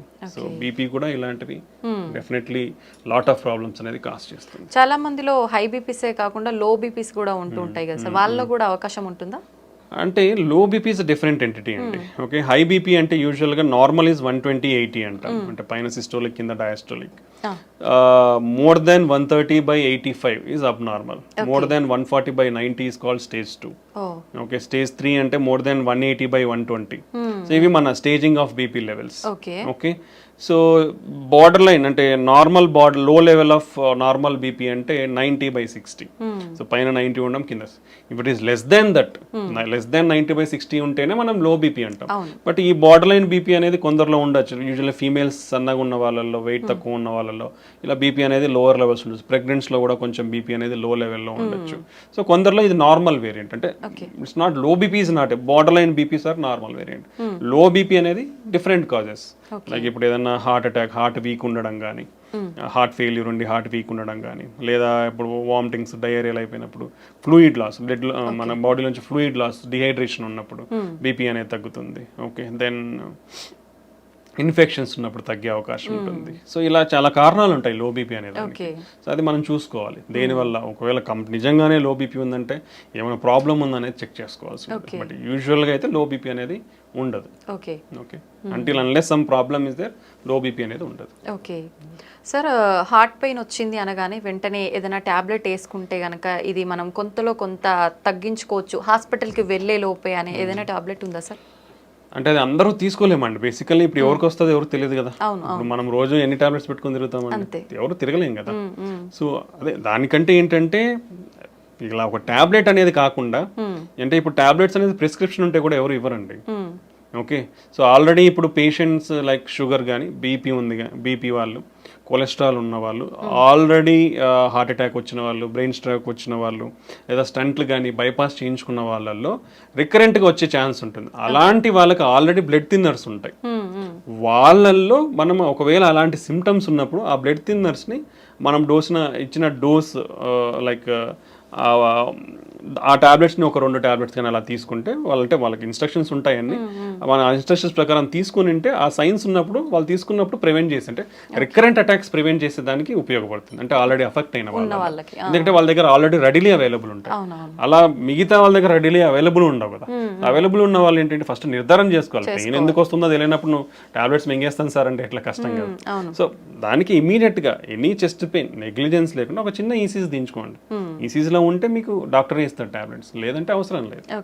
Okay, so అలా ప్రతి ఒక్కరూ tablets అనేది మింగడానికి correct కాదు. యూజువల్గా ఏంటంటే మనకి ఇలా రిస్క్ ఫ్యాక్టర్స్ ఉన్న వాళ్ళల్లో వీల్ హ్యావింగ్ స్కోరింగ్ సిస్టమ్స్.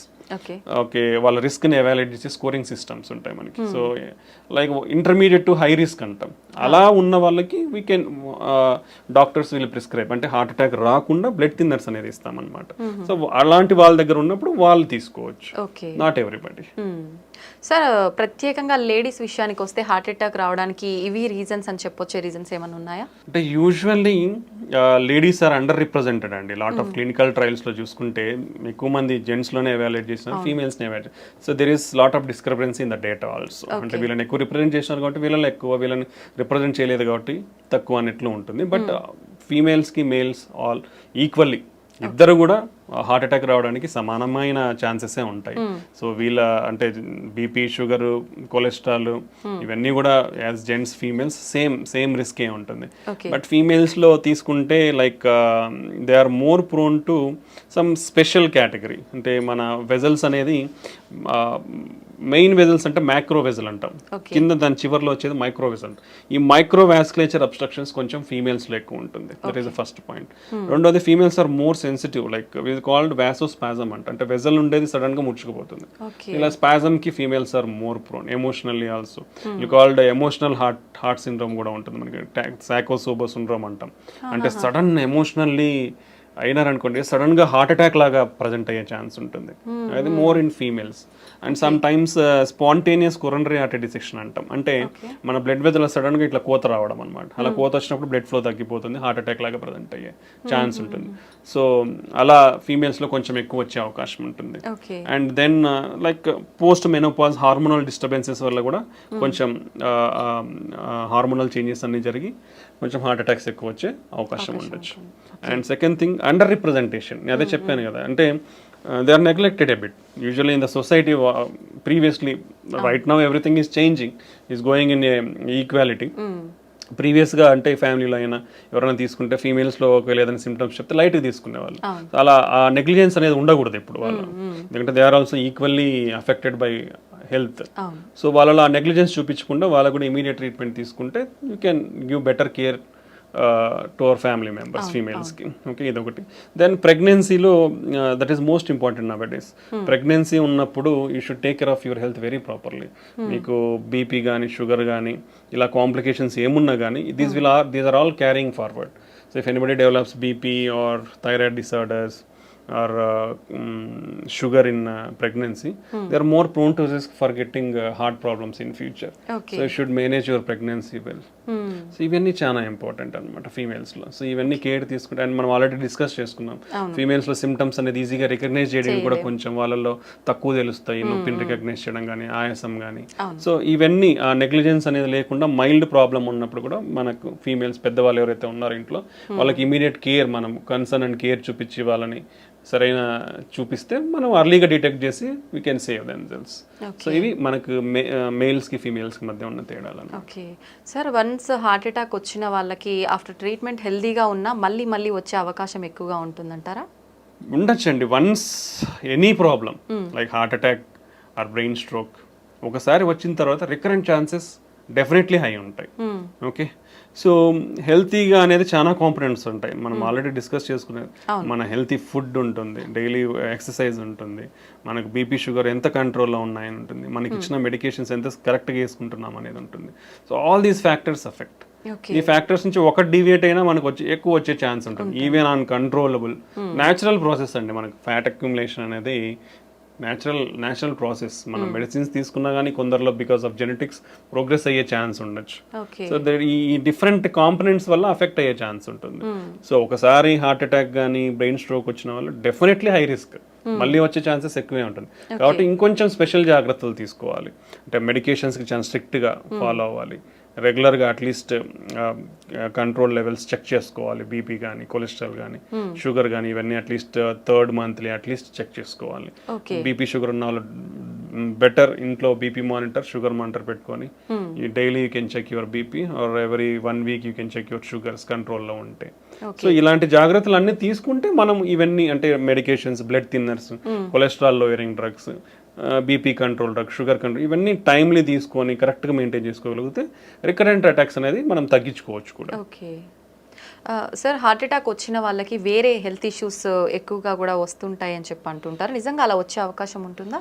అంటే ఇట్ డిపెండ్స్. అంటే it depends on lot of risk factors. ఇప్పుడు హార్ట్ అటాక్ ఎందుకు వచ్చింది, బీపీనో, షుగరో, ఇంకోటి ఏదో ఉంటుంది, ఉండదు. ఉన్నప్పుడు ఏమవుతుంది, వాళ్ళు ఒకసారి అఫెక్ట్ అయిన తర్వాత ఫర్దర్ ఆర్గన్స్ కూడా డ్యామేజ్ అయ్యే ఛాన్స్ ఉంటుంది. వీ డోంట్ అంటే మనం హార్ట్ అటాక్ సిమ్టమ్స్తో ప్రజెంట్ అనేది కాబట్టి we can treat that. But already అప్పటికే ఇప్పుడు కిడ్నీ డ్యామేజ్ అయి ఉండొచ్చు. సో వాళ్ళు కిడ్నీ ప్రాబ్లమ్స్లో ల్యాండ్ అయ్యే ఛాన్స్ ఉంటుంది. ఓకే, షుగర్ కానీ బీపీ ఉన్న వాళ్ళు వీళ్ళందరూ.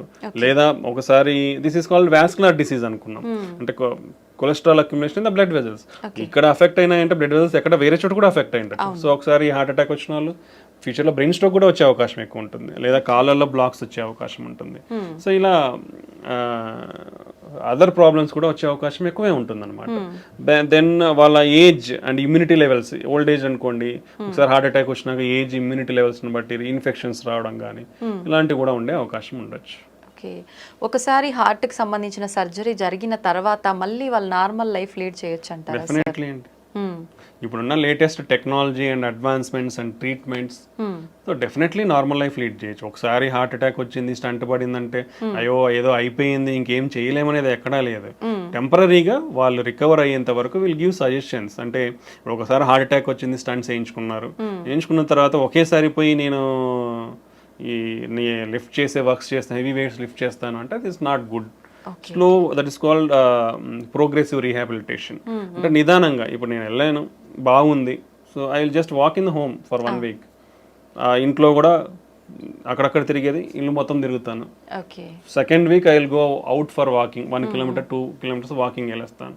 నేను బాగున్నాను. నెక్స్ట్ 3rd week నుంచి you can go for 3-4 kilometers.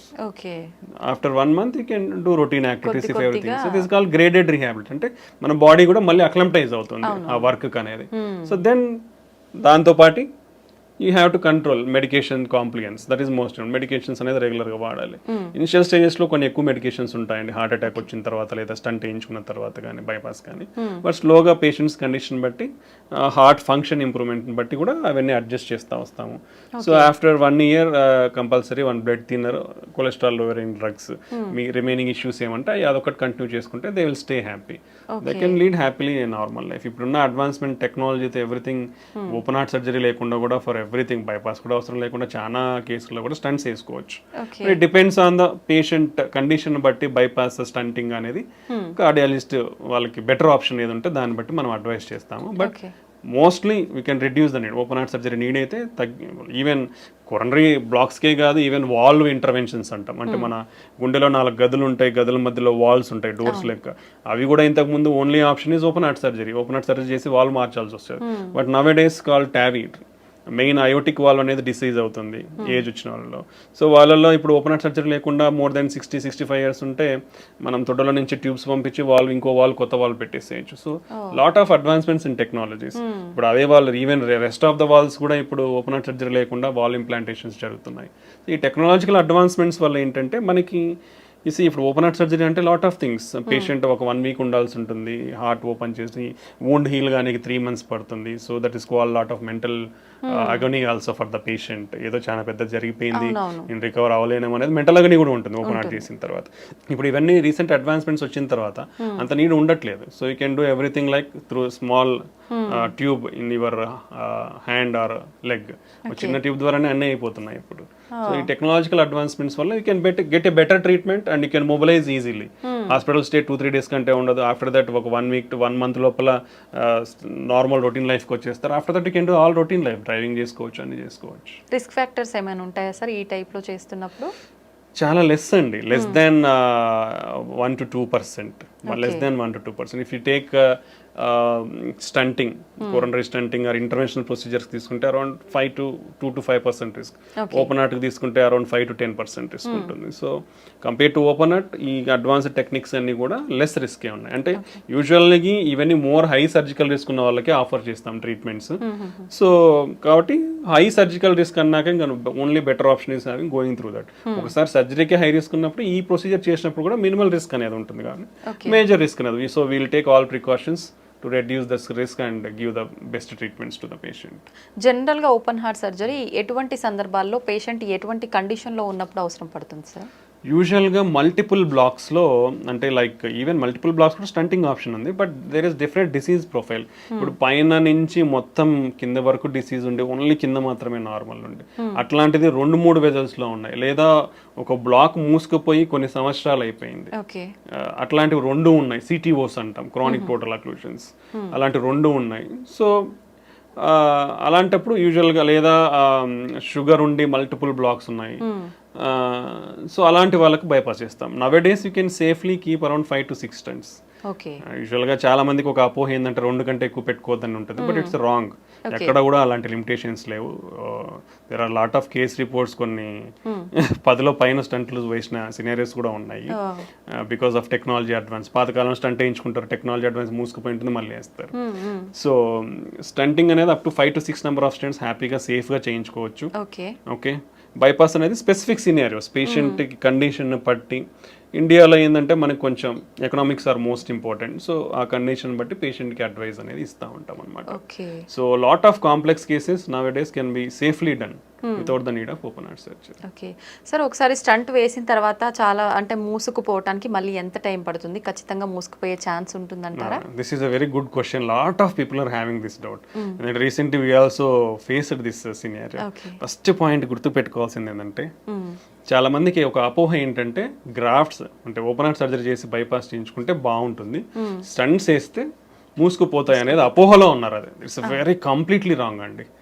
As same grafts ఎంత పేటెంట్ గా 10, 15, 20 సంవత్సరాలు ఉంటాయి, స్టంట్స్ కూడా అలానే ఉంటాయి. ఓకే, గ్రాఫ్ట్స్ కొన్ని అర్లీగా ఫెయిల్ అవుతాయి, like 50% of the Venus graft. అంటే దాంట్లో డిఫరెంట్ ఉంటాయి, ఆర్టీరియల్ అండ్ వీనస్ గ్రాఫ్ట్స్ ఉంటాయి. ఆర్టీరియల్ గ్రాఫ్ట్ లాంగ్ పేటెన్సీ ఉంటుంది, that is the best thing. Arterial grafts complete గా బైపాస్ లో ఆర్టీరియల్ గ్రాఫ్ట్స్ వాడితే it's very good, life span is very good, 15 to 20 years safe గా ఉంటుంది. Venus grafts almost ఇప్పుడు ఒక patient కి 3-4 గ్రాఫ్ట్లు వేస్తారు. సో వీనస్ గ్రాఫ్ట్స్ ఏంటంటే 50% ఆఫ్ ద పీపుల్స్ లో అట్లీస్ట్ ఒక వీనస్ గ్రాఫ్ట్ అయినా విత్ ఇన్ 1 year క్లోజ్ అవుతుంది. That is the data what is showing. 40 to 50% of the patients లో అట్లీస్ట్ 4 వీనస్ గ్రాఫ్ట్లు వేస్తే ఒకటైతే మూసుకుపోతుంది. ఓకే, బట్ మనకి అదే చెప్పాను కదా, ఇప్పుడున్న technology we are having image guided stunting అంటాం. ఓకే, దాంట్లో ఏంటంటే క్లియర్ గా ఇప్పుడు ఇలా ఉంది, బ్లాక్ ఉంది, నేను ఒక చిన్న కెథటర్ని అంటే ఒక కెమెరాని పంపిస్తాను, చూసి ఈ వాల్లో ఏముంది, ఎంత కొవ్వు శాతం ఉంది, కొవ్వే ఉందా, ఫైబ్రస్ టిష్యూ అంటాం, లేదా సిమెంట్ కాల్షియం అంటాం, అంటే సిమెంట్ లాగా గట్టిగా ఉంటుంది అనమాట, కాల్షియం ఉందా, సో ఏముందని తెలుసుకోవచ్చు. ఎంత దూరం ఉంది ఆ డిసీజ్, ఈ వెజల్ సైజ్ ఎంత, సో ప్రతి డీటెయిల్ వస్తుంది మనకి. ఈ డీటెయిల్స్ వచ్చినప్పుడు ఏమవుతుందంటే, ఈ కాల్షియం ఉన్నప్పుడు స్టంట్ పెడితే ఏమవుతుంది, సరిగ్గా ఎక్స్పాండ్ కాదు. So we need to use additional techniques to break that calcium. మనకు 4-5 టెక్నాలజీస్ ఉన్నాయి కాల్షియం బ్రేక్ చేయడానికి. సో ఆ కాల్షియం బ్రేక్ చేసిన తర్వాత నువ్వు స్టంట్ పెడితే ప్రాపర్గా ఎక్స్పాండ్ అవుతుంది. ఎక్స్పాండ్ అయిన తర్వాత కూడా ఆ స్టంట్ సరిగా కూర్చుందా లేదనేది మళ్ళీ కెమెరా పెట్టి చూస్తాము. ఓకే, సో అప్పుడు ఏం తెలుస్తుంది, స్టంట్ పెట్టినాక ఈ స్టంట్ అనేది ప్రాపర్గా ఇట్లా లేకుండా ప్రాపర్గా ఎక్స్పాండ్ అయిందా, ఈ గోడకు అంటే మన వెజల్ వాల్ గోడకు ఏదైతే ఉందో దానికి అతుక్కునిందా, లేదా ఈ స్టంట్ పెట్టినాక లోపల ఏమైనా కాంప్లికేషన్స్ ఉన్నాయా, కోసుకుపోవడం కానీ, టిష్యూ ప్రొలాప్స్ కానీ, రక్తం కట్టడం, అంటే everything we come to know. We are having some guidelines. ఇది స్టంట్ పెట్టిన తర్వాత ఈ ఏరియా అంటాం, ఈ ఏరియా ఒక గైడ్ లైన్, దీనికంటే ఇంత పైన ఉంటే మళ్ళీ మూసుకుపోయే ఛాన్స్ చాలా తక్కువ. సో ఈ పారామీటర్స్ అన్ని చెక్ చేస్తాం. చెక్ చేసినప్పుడు ఇఫ్ ఎవ్రీథింగ్ ఇస్ ఫిట్ 99% పేటెంట్గా ఉంటాయి, మూసుకుపోవు. Okay, so that is the advancement nowadays. All guidelines, European కానీ అమెరికన్ గైడ్ లైన్స్ కానీ, image guided stenting they are advising 100% image guided stenting. But it comes added cost కాబట్టి, as already discussed, economics involvement ఉంది కాబట్టి it's very difficult to practice. But if you use in every case definitely we can bring 100% results. Long term results are 100%. మళ్ళీ మూసుకుపోయే chance ఉండదు. And quality of the stents, so better quality of the stents, whatever you do the standard quality stents, the chances of occlusion are very less. మూసుకుపోవడం అనేది చాలా తక్కువ ఉంటుంది. Okay. Grafts అయితే ఎలా ఇన్ని సంవత్సరాలు వస్తాయి, స్టంట్లు కూడా అన్ని సంవత్సరాలు వస్తాయి. సో స్టంట్లు ఏదో వేయించుకుంటే మూసుకుపోతాయనే అపోహలు అయితే ఎవరు ఉండద్దండి. ఇప్పుడున్న technologies and the better platforms. ప్రీవియస్గా స్టంట్స్ ఎలా ఉండేదంటే కొంచెం థిక్నెస్ ఉండేటివి, డిజైన్ ఉండేది, అంటే open cell closed cell design అంటాం, అంటే లింక్స్, ఇప్పుడు ఇట్లా లింక్స్ ఉంటాయి అనమాట, డిఫరెంట్ ప్యాటర్న్స్ ఉండేటి అనమాట. ఇవన్నీ టెక్నాలజీ చేంజ్ అయింది, థిక్నెస్ అనేది తగ్గింది, డ్రగ్ కోటెడ్ అనేది వచ్చింది, ఈ లింక్స్ అనేది డిఫరెంట్ లింక్ డిజైన్స్ వచ్చాయి for better seating in the vessel. So ఈ అన్ని టెక్నాలజీతో it's doing very good nowadays. So almost like more than 97-98% కంప్లీట్గా పేటెంట్ ఉంటాయి, మూసుకుపోవు. Only less chances, only 2-3% only మూసుకుపోయి, స్టిల్ లెస్, చాలా తక్కువ అది మూసుకుపోవడం. So stents are very good option and very safe procedure and very easy. Stent వేయించుకున్నాక 2 రోజులకు డిశ్చార్జ్ అయిపోతాం, హ్యాపీగా పోతాం, హ్యాపీగా అన్ని పనులు చేసుకుంటాం. సో ఈ అపోహల నుంచి బయటకు రండి. ఇంత అడ్వాన్స్మెంట్స్ ఇంత ఉన్న తర్వాత ఓపెన్ హార్ట్ అనేది చాలా తక్కువ అవసరం పడుతుంది. బట్ డెఫినెట్లీ ఎవరికైతే ఇండికేటెడ్ ఉందో వాళ్ళకి ఆ ఆప్షన్ ఇస్తాము.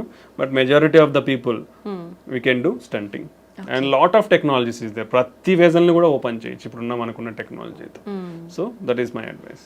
ఓకే సార్, ఒకసారి స్టంట్ అయిన తర్వాత కానీ ఓపెన్ హార్ట్ సర్జరీ అయిన తర్వాత కానీ పేషెంట్ ఎన్ని మంత్స్కి ఒకసారి చెకప్ చేయించుకోవాల్సి ఉంటుంది? Usually in early stages, initially we'll always ask for early reviews. ఎందుకంటే we have to carefully follow them. Okay. ఎందుకంటే ఒకసారి హార్ట్ అటాక్ ఎఫెక్ట్ అయిన తర్వాత మళ్ళీ అఫెక్ట్ అయ్యే ఛాన్సెస్ ఎక్కువ ఉంటాయి కాబట్టి, అండ్ వాళ్ళకున్న రిస్క్ ఫ్యాక్టర్స్ అనేది మనం కేర్ఫుల్గా కంట్రోల్ చేయాలి, పర్టికులర్లీ డయాబెటీస్ ఉన్న వాళ్ళు. ఓకే. ఇనిషియల్లీ ఎవ్రీ మంత్లీ రావడం చాలా మంచిది, సో దట్ మీకు మీ బీపీ కంట్రోల్ కానీ, షుగర్ కంట్రోల్ కానీ, కొలెస్ట్రాల్ కంట్రోల్ కానీ స్ట్రిక్ట్గా చేయడం వల్ల మీకు ఫ్యూచర్లో ప్రాబ్లమ్స్ లేకుండా ఉంటుంది. సో మీ హార్ట్ గిన ఒకవేళ హార్ట్ ఫంక్షన్ గిన వీక్ అయిందనుకోండి, ఎవ్రీ మంత్లీ చెక్ చేయించుకుంటే ఎంత ఇంప్రూవ్ అవుతుంది అనేది మనకు తెలుస్తుంది. సో వీల్ మినిమల్లీ 3 months వరకు చూస్తాం. 3 monthsలో ద ఇంప్రూవ్మెంట్ ఎంత వస్తుంది అది మాక్సిమం ఉంటుంది. Okay, after that minimal improvement ఉంటుంది. సో దాన్ని బట్టి ఫర్దర్ ట్రీట్మెంట్ ఆప్షన్స్ ఉంటాయి. ఇప్పుడు హార్ట్ ఫంక్షన్ అనేది లెస్ దెన్ 30-35% ఉందనుకోండి, even after 3 months of treatment with good medications, okay, అప్పుడు వాళ్ళకి ఐసీడీ అనేది ఉంటుంది, అంటే హార్ట్ వీక్ ఉన్న వాళ్ళు సడన్ గా చనిపోయే అవకాశాలు ఎక్కువ ఉంటాయి. సో అలాంటి వాళ్ళు ముందే, అంటే హార్ట్ రేట్ అబ్నార్మాలిటీస్ రాకముందే ఐసీడీ అనేది వేయించుకుంటే వాళ్ళు ఫ్యూచర్లో సడన్ గా చనిపోయే ప్రమాదం నుంచి కాపాడుకోవచ్చు అనమాట. సో ఇది చాలా ఇంపార్టెంట్. ఓకే, సో ఇలాంటివన్నీ మనకి కేర్ఫుల్ అబ్జర్వేషన్లో ఉంటేనే తెలుస్తాయి. ఇప్పుడు షుగర్ ఉన్న వాళ్ళు 3 monthsకి వచ్చారనుకోండి, అన్కంట్రోల్డ్ షుగర్ ఉంటే వేసిన స్టంట్లు కానీ, గ్రాఫ్ట్స్, బైపాస్ గ్రాఫ్ట్లు కానీ ఫెయిల్ అయిపోతాయి. ఇవన్నీ చాలా ఇంపార్టెంట్ కాబట్టి ఇనిషియల్గా around 3 to 6 months every monthly visit will help them. అంటే that also depends on the patient condition బట్టి, సిమ్టమ్స్ బట్టి డాక్టర్ అడ్వైస్ చేస్తారు. After that if the patient is good, every 2 months or 3 months they can follow. Okay, ప్రతి ఒక్కరు అంటే local availability ఉన్న వాళ్ళు నెల వస్తారు, బట్ బయట నుంచి ఊర్ల నుంచి వచ్చే వాళ్ళు నెల రావాలి అంటే వాళ్ళకి ఇబ్బందులు వాళ్ళకు ఉంటాయి. సో అలాంటి వాళ్ళు స్ట్రిక్ట్ గా కంట్రోల్ పెట్టుకొని మంచిగా ఉంటే 2-3 monthsకి ఫాలో అవ్వచ్చు. లేదా అక్కడ దగ్గరలో ఉన్న డాక్టర్స్ ఉన్నా కానీ లోకల్ గా ఫాలో అవ్వచ్చు, స్పెషలిస్ట్ ఎవరైనా అవైలబిలిటీ ఉంటే. Okay, that is the advice. After that అంతా బాగుంది 1 సంవత్సరం వరకు అంటే yearly annual checkups compulsory. Okay, 1 సంవత్సరం వరకు అంతా బాగుంది, హార్ట్ ఫంక్షన్ ఇంప్రూవ్ అయిపోయింది, రెగ్యులర్గా మందులు వాడుతున్నాడు, బీపీ, షుగర్, కొలెస్ట్రాల్ అన్ని కంట్రోల్లో ఉన్నాయి, తనకి ఏమి సిమ్టమ్స్ ఏం లేవు, ప్రాబ్లమ్స్ ఏం లేవు, they can do every 6 months or annual checkups. వాళ్ళకి అప్పుడు ఆ ఫర్దర్ రివ్యూలో you can identify if any problems is there, otherwise they can continue మళ్ళీ అవే మందులు వాడుకోవచ్చు అనమాట. ఓకే సార్, ఒకసారి స్టంట్ వేసి అది మూసుకుపోయిన తర్వాత మళ్ళీ స్టంట్ వేయటం అనేది రిస్క్తో కూడుకున్న పని అంటారా? Nice question. అసలుకి లైక్ గుడ్ క్వశ్చన్స్ మీరు అడుగుతున్నారు, ఎందుకంటే lot of people have to know all these things. ఒకసారి స్టంట్ వేసిన తర్వాత మళ్ళీ స్టంట్ అనేది వేయించుకోవచ్చు, it's not a problem. Even second time fail అయినాక థర్డ్ టైం కూడా వేయించుకోవచ్చు. Up to 3 maximum levels there is a chance. Now we are having latest technology called drug coated balloons. And it's like previous technology but refined now came with very refinement and good clinical ట్రయల్స్తో వచ్చి it showing promising results call drug coated balloon. అంటే stent అవసరం లేకుండా మనము మందు పూసిన బెలూన్ని తీసుకొని పోయి ఎక్కడైతే బ్లాక్ ఉందో అంటే దాన్ని ఫస్ట్ ఏదైతే బ్లాక్ ఉందో దాన్ని ఓపెన్ చేస్తాం, నీట్గా వెజల్ సైజ్ ఎంత సైజ్ ఉందో ఆ సైజ్కి మనం దాన్ని ఓపెన్ చేస్తాం. ఓపెన్ చేసిన తర్వాత స్టంట్ పెట్టకుండా మనం ఆ డ్రగ్ కోటెడ్ బెలూన్ని తీసుకొని పోయిస్తే ఆ డ్రగ్ కోటెడ్ బెలూన్ని ఎక్కడైతే నేరో అయిందో అక్కడ పెట్టినప్పుడు ఆ బెలూన్ మీద ఉండే డ్రగ్ మొత్తం వెజల్లోకి అంతా అబ్జర్వ్ అయిపోతుంది. అబ్జర్వ్ అయ్యి అక్కడ మళ్ళీ బ్లాక్ రాకుండా ప్రివెంట్ చేస్తుంది అనమాట. సో ఇది అడ్వాన్స్మెంట్. సో ఈ డ్రగ్ కోటెడ్ బెలూన్ అడ్వాన్స్మెంట్స్తో ఆల్మోస్ట్ లైక్ ఇప్పుడు స్టంట్ బ్లాక్ అయింది అనుకోండి, వీళ్ళు ఓపెన్ అంటే మనం ఎందుకు బ్లాక్ అయింది అనేది అనలైజ్ చేస్తాం first. That is the advantage of imaging. దాన్ని ఓసిటీ ఇమేజింగ్ అంటాం. ఆ ఓసిటీ ఇమేజింగ్తో ఎందుకు అంటే నియోఆథ్రో అంటే మళ్ళీ కొలెస్ట్రాల్ పేరుకుపోయిందా, లేదంటే స్టంట్ ఎక్స్పాండ్ కాలేదా ప్రాపర్గా, లేదంటే స్టంట్ ఫ్రాక్చర్ ఏమన్నా ఉందా, స్టంట్ వాల్కి సరిగా అతుక్కోలేదా, ఈ ఫ్యాక్టర్స్ అన్ని మనం అనలైజ్ చేస్తాం ఇమేజింగ్ ద్వారా. సో మనకి దేని వల్ల అని తెలిసినప్పుడు we can take a proper decision. So అలాంటి సమయంలో ఇప్పుడు సరిగా ఎక్స్పాండ్ కాలేదో లేదంటే సరిగా అతుక్కోలేదు అనుకోండి, ఓపెన్ చేసి ప్రాపర్గా డైలేట్ చేసి డ్రగ్ కోటెడ్ బెలూన్ పెడితే ఫ్యూచర్లో మళ్ళీ బ్లాక్ ఉండదు. లేదు ప్రాపర్గా ఎక్స్పాన్షన్ అయింది, వెజల్ వాల్కి అతుక్కుంది, స్టంట్ లోపల మళ్ళీ కొవ్వు పేరుకుపోయి మళ్ళీ బ్లాక్ వచ్చింది అనుకోండి, then we will do depends on the characteristics of the plaque. ప్రాపర్గా ఎక్స్పాన్షన్ అయింది, no major issues, plaque and cholesterol burden అంత లేదు అనుకుంటే డ్రగ్ కోటెడ్ బెలూన్ వాడచ్చు. లేదు చాలా బర్డన్ ఉంది, టఫ్ లీజన్ ఉంది, స్టంట్ కంపల్సరీ అంటే స్టంట్ మళ్ళీ పెట్టచ్చు. So 2 to 3 times or 4 times we can use drug coated balloon technology and stenting. So multiple times block అయినా వర్రీ అవ్వాల్సిన అవసరం లేదు. చాలా మంది వర్రీ అవుతున్నారు. ఇండియా అది ఐ ఆల్వేస్ టెల్ యూ, అంటే మన దేశంలో ఎకనామిక్స్ అనేది చాలా ఇంపార్టెంట్ అండి, బికాస్ ఇన్సూరెన్స్ అనేది చాలా తక్కువ కాబట్టి. That's why insurances are compulsory to face all these problems. ఎందుకంటే మనకున్న లైఫ్ స్టైల్కి we don't know what problems will get. Everybody అంటే not only general public, everybody, even educated uneducated అందరికి కూడా ఇన్సూరెన్స్ అనేది కంపల్సరీ. బికాస్ ఈ prices whatever you see prices are increasing every year. మనకు health care అనే కాదు, అన్ని ప్రైజెస్ పెరుగుతున్నప్పుడు హెల్త్ కేర్లో కూడా పెరుగుతాయి. So if you want to deal with rising prices, insurance is a compulsory thing. So మనకి ఎకనామిక్స్ అన్ని ఉంటాయి కాబట్టి it's very difficult some decisions. So but ఒకసారి స్టంట్ బ్లాక్ అయిన తర్వాత డెఫినెట్లీ ఇంకోసారి స్టంట్ వేయించుకోవచ్చు, లేదా డ్రగ్ కోటెడ్ బెలూన్ వాడుకోవచ్చు. స్టంట్ బ్లాక్ అయిన తర్వాత డ్రగ్ కోటెడ్ బెలూన్ వాడిన తర్వాత కూడా మళ్ళీ బ్లాక్ వచ్చిందా, ఫైన్. సెకండ్ అంటే third time, first stent, second drug coated, third time you can go stenting. For suppose అంటే ఎన్నిసార్లు బ్లాక్ అంటే ఇంతకు ముందు కాలంలో ఉన్న టెక్నాలజీ వేరు కాబట్టి పాతకి వేసినట్టు మేబీ బ్లాక్ అయితే ఉండొచ్చు. బట్ ఇప్పుడు ఉన్న ప్రజెంట్ లేటెస్ట్ జనరేషన్ టెక్నాలజీతో బ్లాక్స్ మళ్ళీ అయ్యే ఛాన్సెస్ తక్కువ ఉంటాయి. ఓకే, సో అలా ఒకవేళ అయినా మళ్ళీ ఇంకోసారి డ్రగ్ కోటెడ్ బెలూన్ వాడుకోవచ్చు. So you're having multiple options to open that vessel అనమాట. So these are the advantages whatever we're having nowadays. Okay sir, జనరల్గా మనం ఎలాంటి చిన్న చిన్న ఆపరేషన్స్ చేసినా కూడా కాంప్లికేషన్స్ అయితే కంపల్సరీ. ఇంత పెద్ద సర్జరీ, హార్టే మనకు మెయిన్. ఇలాంటి సర్జరీ చేసినప్పుడు ఖచ్చితంగా కాంప్లికేషన్స్ వస్తాయి. Very good. ఎక్కువ ఎలాంటి కాంప్లికేషన్స్ వస్తాయి? అసలు మీరు అడిగే క్వశ్చన్ ఎక్సలెంట్ చెప్తున్నాను. నిజంగా ఇంతవరకు నేను చాలా ఇంటర్వ్యూస్ ఇచ్చాను, nobody has thought about it. ఎందుకంటే lot of practical scenarios if you see, మీరు అనేది అందరూ అలా ఆలోచిస్తే చాలా మంచిది. Because the doctor always try to give the best result. Our first goal is to make the patient live long. ఒక మనిషి ఏదైనా ప్రాబ్లంతో వస్తే డాక్టర్ ఈ మనిషికి ఏ వైద్యంతో ప్రొలాంగ్ చేయగలం life. Okay, nobody can give, we are not gods to give life up to 80 years. We can prolong your life by giving good treatment. Okay, so any procedure అంటే మీరు చిన్న ఇక్కడ ఏదో కాలికి సర్జరీ చేసినా, లేదా చేతికి చేసినా, చిన్న పొట్టకి సర్జరీ చేసినా, ఓకే, చిన్న ముక్కు సర్జరీ చేసినా రిస్క్ ఉంది, ఉందా, కంటి సర్జరీ చేసినా రిస్క్ ఉంది. బట్ హార్ట్ అనేది ఎంత వైటల్ ఆర్గన్ అంటే నీ బాడీ మొత్తానికి పంప్ చేస్తుంది హార్ట్. సో నువ్వు ఆ హార్ట్ తో డీల్ చేసినప్పుడు lot of complications will happen. Okay, చాలా కాంప్లికేషన్స్ ఉంటాయి. If you take the studies, మనకున్న డేటాని తీసుకుంటే ఇండియన్స్ ఒక 10 years హార్ట్ అటాక్ వస్తుంది ముందర. ఓకే, 30 నుంచి 35 సంవత్సరాల తర్వాత మన ఇప్పుడున్న జనరేషన్లో రిస్క్ ఫ్యాక్టర్స్ ఉన్నది. If you compare previously some years back, ఇప్పుడు మన రిస్క్ ఫ్యాక్టర్స్ అనేది అసలు కంటిన్యూస్ రైజింగ్ ట్రెండ్లో ఉన్నాయి. అంటే అంత ఫాస్ట్గా పెరుగుతున్నాయి. యునో అవర్ ఏజింగ్ పాపులేషన్ ఇంతకుముందు యూఎస్లో 75 ఇయర్స్ ఏజ్ డబుల్ కానికి 65 పట్టింది. అంటే ఆ పాపులేషన్ ఏజ్డ్ పాపులేషన్ డబుల్ కానికి 65 ఇయర్స్ పట్టింది. ఇండియాలో ఎవ్రీ 25 ఇయర్స్కి డబుల్ అవుతుంది. ఎవ్రీ 25 ఇయర్స్కి 50 years more than aged population is doubling in India.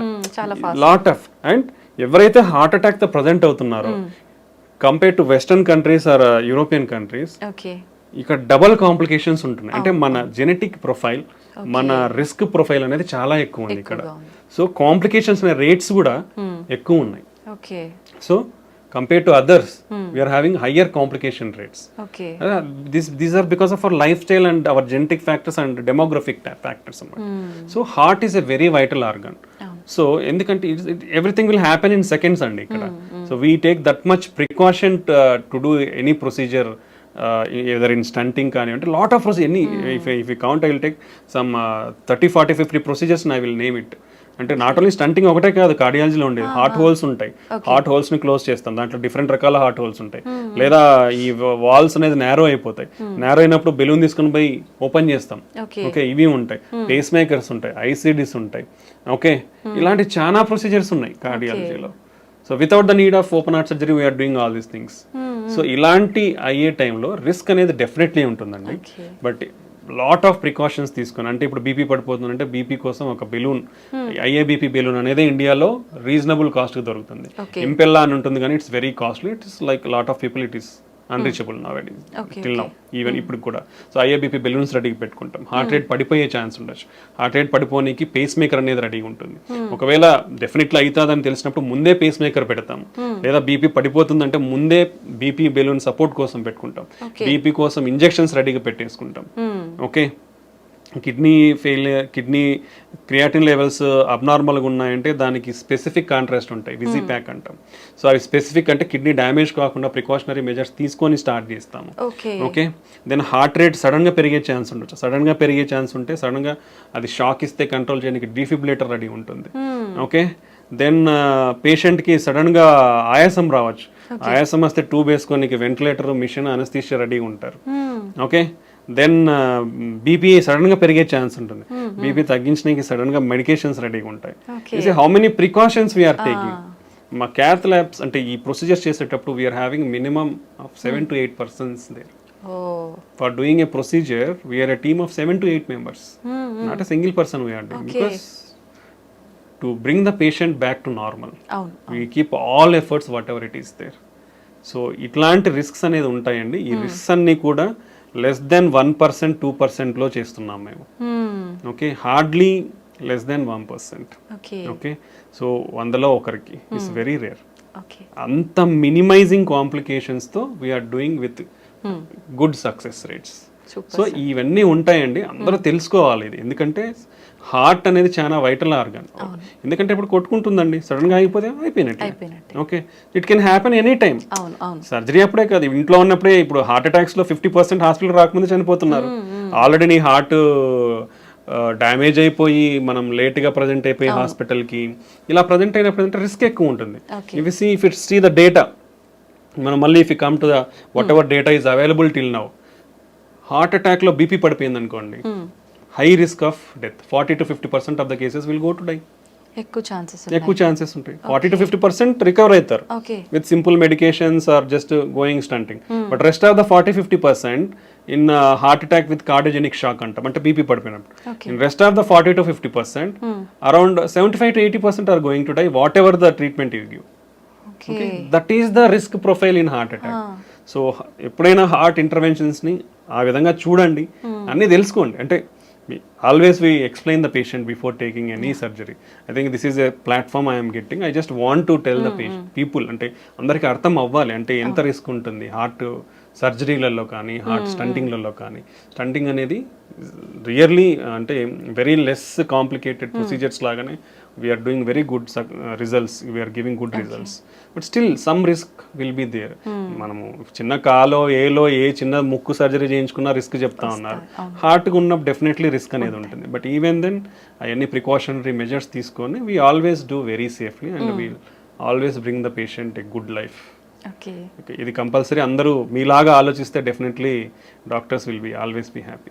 Sir sir 7 to 8% ఖచ్చితంగా అక్కడ ఉండి పేషెంట్ని క్యూర్ చేయటానికే వాళ్ళ ప్రయత్నం అంతా చేస్తుంటారు. అసలు నార్మల్గా హార్ట్ సర్జరీ చేసేటప్పుడు స్టంట్స్ ఇలాంటి హార్ట్కి సంబంధించినవి ఏదైనా చేసేటప్పుడు జనరల్గా ఎంత సమయం పడుతుంది సార్? అంటే డిపెండ్స్ ఆన్ ద లిజన్ అండి. నేను ఆల్రెడీ మీకు ఇప్పుడు చెప్పాను. So lesions are different. Fibrous plaque అంటాం, ఫ్యాటీ ప్లాక్ అంటాం, క్యాల్సిఫిక్ ప్లాక్ అంటాం. ఇప్పుడు like and number of the blocks, single block ఉందా, ఇప్పుడు లెఫ్ట్ సైడ్ లో 2 మేజర్ వెజల్స్ ఉంటాయి, లెఫ్ట్ సైడ్ లోనే 2-3 బ్లాక్స్ ఉన్నాయా, రైట్ సైడ్ కూడా ఉందా, ఓకే ఇప్పుడు 3 బ్లాక్స్ ఉన్నాయి. ఇప్పుడు సింపుల్ లిజన్స్ అనుకోండి, it may take around 1 hour or 1.5 hours. Like calcium lesions, we need to use additional treatments like the calcium ki we will call as rotational atherectomy అంటాం, drill చేసుకుంటూ పోతుంది. ఇంకోటి orbital అథెరెక్టమీ, అది కూడా ఇంకో మెకానిజం తో drill చేస్తుంది. ఇంకోటి ఇంట్రావాస్కులర్ లిథోట్రిప్సీ అంటాం, అంటే ఒక అల్ట్రాసోనిక్ వేవ్స్ తో ఒక బెలూన్ ని తీసుకొని పోయి దాన్ని కాల్షియం ఏదైతే స్ట్రాంగ్ సిమెంట్ లాగా ఉంటుందో దాన్ని బ్రేక్ చేస్తాం అన్నమాట. అదొక మెథడాలజీ ఉంది. సో ఇలాంటి అడిషనల్ టెక్నిక్స్ లేదా ఇమేజ్ గైడింగ్ అనేది వాడినప్పుడు కానీ, సో ఇలాంటి టైంలలో it may take longer time, sometimes 3 to 4 hours. Like if you see like bifurcation, ఇప్పుడు ఒక వెజల్ ఇట్లా వస్తుంది, ఇక్కడ నుంచి ఇంకో బ్రాంచ్ ఇట్లా వస్తుంది. సో ఇక్కడ బ్లాక్ ఉంది, ఇక్కడ బ్లాక్ ఉంది. ఈ రెండింటిని స్టంట్ వేయాలి, తీసుకోవాలి, బైఫర్కేషన్ స్టంటింగ్ అంటాం. ఇంకోటి లెఫ్ట్ మెయిన్ వెజల్ స్టంటింగ్ అంటాం, అంటే main vessel it will supply almost like 70% of the blood supply to the heart. Okay, అలాంటి సినారియో. లేదంటే క్రానిక్ టోటల్ అక్లూజన్స్ అని చెప్పాను, సిటీఓస్ అంటాం, అంటే అది మూసుకుపోయి more than 3 months to 1 year or sometimes 7 years or 10 years కూడా అయి ఉండొచ్చు. బట్ పేషెంట్కి తెలియదు ఒక్కొక్కసారి, because of probably some protective phenomenon will be there. Definitely there are some protective phenomena in our heart. అంటే ఇప్పుడు రైట్ సైడ్ ప్రాబ్లీ మూసుకుపోయింది అనుకోండి, ఇప్పుడు ఇదంతా వెజల్, ఇక్కడ నుంచి బ్లడ్ వెజల్ ఉంది, ఇక్కడ మూసుకుపోయింది, ఇక్కడ నుంచి బ్లడ్ సప్లై రాదు, సో లెఫ్ట్ సిస్టమ్ నుంచి వస్తుంది మనకి. సో లెఫ్ట్ సిస్టమ్ నుంచి ఇక్కడ వరకు వస్తుంది. So that is a protective mechanism. So initial stages లో మూసుకుపోయిన ప్రొటెక్టివ్ మెకానిజం ఉండడం వల్ల దానికి పెద్ద సిమ్టమ్స్ తెలియవు. But on a long term ఇటుపక్క కూడా బ్లాక్ ఏర్పడింది, అప్పుడు తనకి బ్లడ్ సప్లై అనేది తగ్గుతుంది కాబట్టి సిమ్టమ్స్ అనేది మేనిఫెస్ట్ అవుతాయి. సో ఇలాంటి లీజన్స్ ట్రీట్ చేసినప్పుడు 3 to 4 hours అనేది పడుతుంది. ఓకే సార్, చాలా మందిలో ఎక్కువగా వింటుంటాం ఎర్లీ మార్నింగ్స్ టైంలో నిద్రలో ఉన్నప్పుడు మాత్రమే హార్ట్ అటాక్స్ వస్తుంటాయి అని చెప్పి. ఎందుకని ఆ టైంలోనే ఎక్కువగా జరుగుతూ ఉంటుంది సార్? ఆ టైంలోనే వస్తాయి అనేది ఏం లేదు, any time can come, depends on our lot of hormonal influences and physical and environmental factors. But mostly morning there are some hormonal changes will be there that will contribute to heart attacks in the morning times లో కొంచెం ఎక్కువ ఉండే అవకాశం. Some times winter seasons లో it will cause వ్యాసస్, ఇప్పుడు చలి ఉందనుకోండి vessels cause వ్యాసోస్పాజం, so అలాంటప్పుడు కొంచెం ఎక్కువ వచ్చే అవకాశం ఉంటుంది. ఫుడ్ తిన్న తర్వాత మనం ఎక్కువ వాక్ చేసిన అలాంటి టైంలో ఎగ్జర్షన్ ఉంటుంది కాబట్టి, అంటే our blood supply will be there mostly to the gut to observe the nutrients. అలాంటి టైంలో ఫుడ్ తిన్న తర్వాత వాకింగ్ చేసి ఎక్సర్సైజ్ లాగా చేసినప్పుడు చేస్తే వచ్చే అవకాశం, అంటే ఆల్రెడీ ఉన్న వాళ్ళలో బ్లాక్స్ ఉన్న వాళ్ళలో వచ్చే అవకాశం ఉంటుంది అనమాట. ఓకే సార్, ఈ మధ్య కాలంలో వింటున్నాం, చాలా మంది చూస్తున్నాం కూడా సోషల్ మీడియాలో, మనం జిమ్ చేసే వాళ్ళు ఎక్కువగా సడన్ గా పడిపోవడము, అక్కడే స్పాట్ లో డెత్ అవ్వడము, ఇలాంటి సంఘటనలు చాలా వింటున్నాం. ఇది హార్ట్ అటాక్ అంటారా సార్? అసలు ఎందుకు జరుగుతుంది? డిఫరెంట్ సినారియోస్ ఉంటాయండి దీంట్లో కూడా. Like if you speak like athletes, sudden death in athletes అనే ఒక టాపిక్ ఉంటుంది. సో ఏంటంటే వాళ్ళలో కొన్ని underline structural abnormalities of the heart ఉండొచ్చు, బికాస్ ఆఫ్ వాళ్ళు చెక్ చేయించుకొని ఉండొచ్చు. కొందరిలో జెనెటిక్ ఛానలోపతిస్ అంటే అరిథమిక్ హార్ట్ రేట్ అబ్నార్మాలిటీస్ ఉండే ఛాన్స్ ఉండొచ్చు. సో ఇలాంటి కారణాల కూడా జరుగుతాయి. But work heavy entrance exercise చేసినప్పుడు ఏమవుతుందంటే మన హార్ట్ అనేది చాలా అగ్రెసివ్గా వర్క్ చేయాల్సి ఉంటుంది, బికాస్ ఆఫ్ రిక్వైర్మెంట్, బాడీకి బ్లడ్ అందాలి కాబట్టి. సో అప్పుడు ఏమవుతుంది, సప్లై డిమాండ్ మిస్ మ్యాచ్ అవుతుంది. ఓకే, సప్లై డిమాండ్ మిస్, ఇప్పుడు చిన్న ప్రాబబ్లీ వాళ్ళకి ఆల్రెడీ అన్డిటెక్టెడ్, ఇప్పుడు అండర్ డయాగ్నోస్ బ్లాక్స్ ఉన్నాయి అనుకోండి, అప్పుడు ఏమవుతుంది, సప్లై డిమాండ్ మిస్ మ్యాచ్ అయ్యి హార్ట్ ఫంక్షన్ అనేది తగ్గే ఛాన్స్ ఉంటుంది, బ్లడ్ సప్లై తగ్గడం వల్ల. అదే ఒక మెకానిజం. సో క్రానిక్ గా ఎక్సర్సైజ్ చేసే వాళ్ళకి ఏంటంటే మజిల్ థిక్నెస్ అనేది కొంచెం ఎక్కువ ఉంటుంది అనమాట. హైపర్ట్రోఫీ ఉంటుంది. అలాంటప్పుడు ఏంటి, ఆ థిక్ అండ్ మజిల్ కంప్రెషన్ ఎక్కువ ఉండి వ్యాసోస్పాజం అంటే బ్లడ్ వెజల్స్ కూడా కంప్రెస్ అయ్యే ఛాన్స్ ఉండొచ్చు. అండ్ వర్క్ లోడ్ ఎక్కువ ఉంటుంది కాబట్టి అక్కడ కూడా సప్లై డిమాండ్ మిస్ మ్యాచ్ ఉంటుంది. ఒకసారి ఎక్సర్సైజ్ చేసినప్పుడు ఏమవుతుందంటే స్పాంటేనియస్ కొరనరీ డిసెక్షన్స్ ఉంటాం. అలా అంటే కోతలు కోసుకుపోయే అవకాశం అంటే బీపీ హార్ట్ రేట్ అన్ని ఎక్కువ అయిపోతాయి కదా. సో ఆ బీపీ హార్ట్ రేట్ ఎక్కువైనప్పుడు అలా జరిగే అవకాశం ఉండొచ్చు. Sometimes arrhythmic syndromes already ఇప్పుడు మనం ఎక్సర్సైజ్ చేసినప్పుడు హార్ట్ రేట్ పెరిగిపోతుంది. సమ్ టైమ్స్ అది ఇంకా ఎక్కువ పెరిగిపోవడం వల్ల సడన్ డెత్లు అయ్యే ఛాన్స్ ఉండొచ్చు. డిహైడ్రేషన్ ఉంటుంది. డిహైడ్రేషన్ ఎలక్ట్రోలైట్ అబ్నార్మాలిటీస్ వల్ల జరిగే అవకాశం ఉండొచ్చు. సో వీళ్ళలో అన్డిటెక్టెడ్ ఏమన్నా కొరనరీ అనామలీస్ కానీ ఇట్లా ఏదన్నా ఉంటే అది కంప్రెషన్ అవడం వలన ఈ విధంగా కూడా బ్లడ్ సప్లై తగ్గడం వల్ల సడన్ గా చనిపోయే అవకాశం ఉండొచ్చు అనమాట. So better evaluate yourself before doing intense workouts. మనం already we discussed heavy intense workouts are not much required. Minimum of 150 minutes per week, 75 minutes of high intense workouts per week is enough. So you can take gaps between doing intense workouts. You can limit yourself up to what level you can do. So ఆ precautionary అన్ని తీసుకొని then under strict guidance there should be some person, మీరు ఇలా చేసేటప్పుడు ఒక strict person who knows how to మనం resuscitation అంటాం. Suppose in case ఏదైనా జరిగితే at least they know how to do a CPR and until the medical facility arrives at you. So ఈ అన్ని సెటప్ ఉండి ప్రికాషనరీగా ఉన్న తర్వాతనే హై ఇంటెన్స్ వర్కౌట్స్ అనేది వెళ్ళడం మంచిది అనమాట. ఓకే సార్, కరోనాకి ఎఫెక్ట్ అయిన వాళ్ళలో ఎక్కువగా గుండె జబ్బులు వస్తున్నాయని చెప్పి వింటున్నాం, ఇదంతా నిజమే అంటారా? దేర్ ఆర్ సమ్ మెకానిజమ్స్ అండి, అంటే దాని వల్లనే వస్తున్నాయి అని అయితే ఏమీ మనం చెప్పలేం, but there is a possibility is there. So Covid అనేది ఒక inflammatory disease, okay, basically, and microvascular disease అనేది కూడా అంటాం, microvascular inflammatory disease. So post Covid అంటే కోవిడ్ తర్వాత కూడా ఈ ఇన్ఫ్లమేషన్ కానీ ఇమ్యూనిటీ డిస్రెగ్యులేషన్ అనేది కొంచెం ఉంటుంది. వాట్ ఎవర్ ద మనకి స్టడీస్లో మెకానిజమ్స్, ప్రపోజ్డ్ మెకానిజమ్స్, అలానే సమ్ అనటామిక్ డిస్టర్బెన్స్ అంటే మన సింపెథటిక్ యాక్టివిటీ, పారాసింపెథటిక్ యాక్టివిటీ, రెండు సిస్టమ్స్ ఉంటాయి మనకి. అటోనామిక్స్ అంటే మన బ్లడ్ ప్రెషర్ని, హార్ట్ రేట్ని కంట్రోల్, బ్లడ్ వాల్యూమ్ని కంట్రోల్ చేసే సిస్టమ్స్ ఉన్నాయి. సో ఆ ఇంబ్యాలెన్స్ కూడా ఉందన్నమాట. సో అండ్ ఈ ఇన్ఫ్లమేషన్ వల్ల ఏమవుతుందంటే మన వెజల్ డ్యామేజ్ అవుతుంటుంది, కొంచెం more prone to thrombotic risk ఉంది.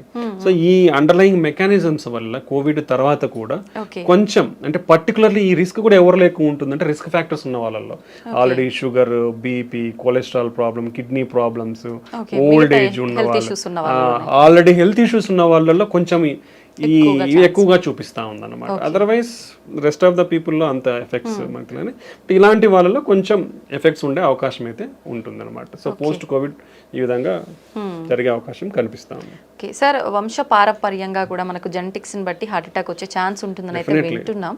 ఎంత వరకు వచ్చే అవకాశం ఉంటుంది సార్? ఎంత శాతం? 1.5 to 2 fold రిస్క్ ఉందండి, అంటే 2 రెట్లు ఎక్కువ ఉంది.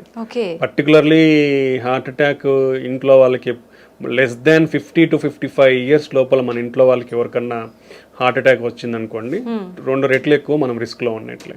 Okay, so lot of people are recognizing that thing. ఫ్యామిలీలో చాలా మంది కూడా మేము చూస్తుంటాం ప్రాక్టీస్లో, they will come and regularly check themselves. So compulsory definitely genetic factories అనేది చాలా ఇంపార్టెంట్ అండి. సో 2 times రిస్క్ అనేది ఉంటుంది. సో కాబట్టి పర్టికులర్లీ ఇలాంటి సంఘటనలు ఇంట్లో ఎవరికైనా జరిగితే యంగ్స్టర్స్, ఫ్యామిలీలో ఉన్న యంగ్స్టర్స్ అందరూ కూడా చాలా కాషియస్గా ఉండాలి. రెగ్యులర్ చెకప్స్ అనేది కంపల్సరీ చేయించుకోవాలి. ఓకే, జెనెటిక్ కాంపోనెంట్ ఉంటుంది కాబట్టి హెల్తీ లైఫ్ స్టైల్ ఫాలో అవ్వాలి, రెగ్యులర్ ఎక్సర్సైజ్ చేయాలి. సో అండ్ ఒకవేళ ఈ వీళ్ళల్లో ఎవరికైనా రిస్క్, ఇప్పుడు హార్ట్ అటాక్లో ఇట్లా జరిగిన వాళ్ళకి బీపీ, షుగర్లు కూడా ఉండే అవకాశం ఉంటుంది ఇంట్లో. సో డెఫినెట్లీ అవన్నీ కూడా కంట్రోల్లో పెట్టుకోవాలి. ఈ జాగ్రత్తలు తీసుకుంటే మనం కొంచెం రిస్క్ను తగ్గించుకునే వాళ్ళం అవుతాం. ఓకే సార్, చాలా మంది పిల్లలు బై బర్తే హార్ట్లో హోల్ ఉందని చెప్పి రకరకాల హార్ట్ ప్రాబ్లమ్స్ గురించి వింటుంటాం. ఇవన్నీ జెనెటిక్సే అంటారా, వేరే ఇంకేదైనా రీజన్స్ ఉంటాయంటారా? మెయిన్ థింగ్ ఈజ్ జెనెటిక్స్ అండి. హార్ట్ హోల్స్ అనేది నిజంగా చెప్పాలంటే it's a good treatable disease.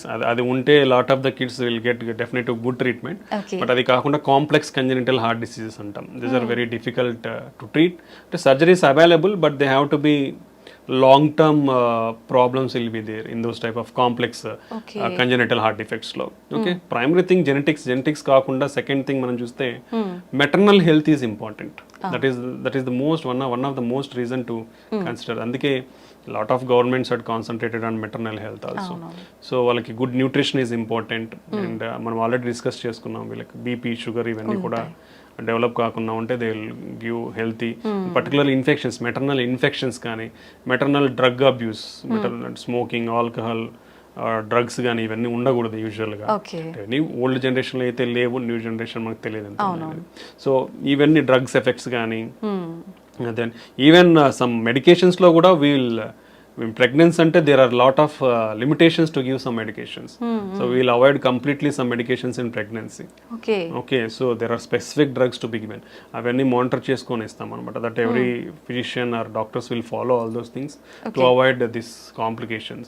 And infections raakunda they have to maintain their health well. And their nutrition is most important.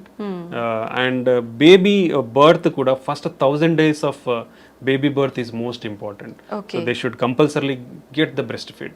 Always that is the most healthy diet for the newborn babies. So compulsory every woman should take initiative in breastfeed their babies. And nutrition, after that nutrition of the kids is most important. Okay, so healthy nutrition undali vallaki. Then they should be also taken care from infections.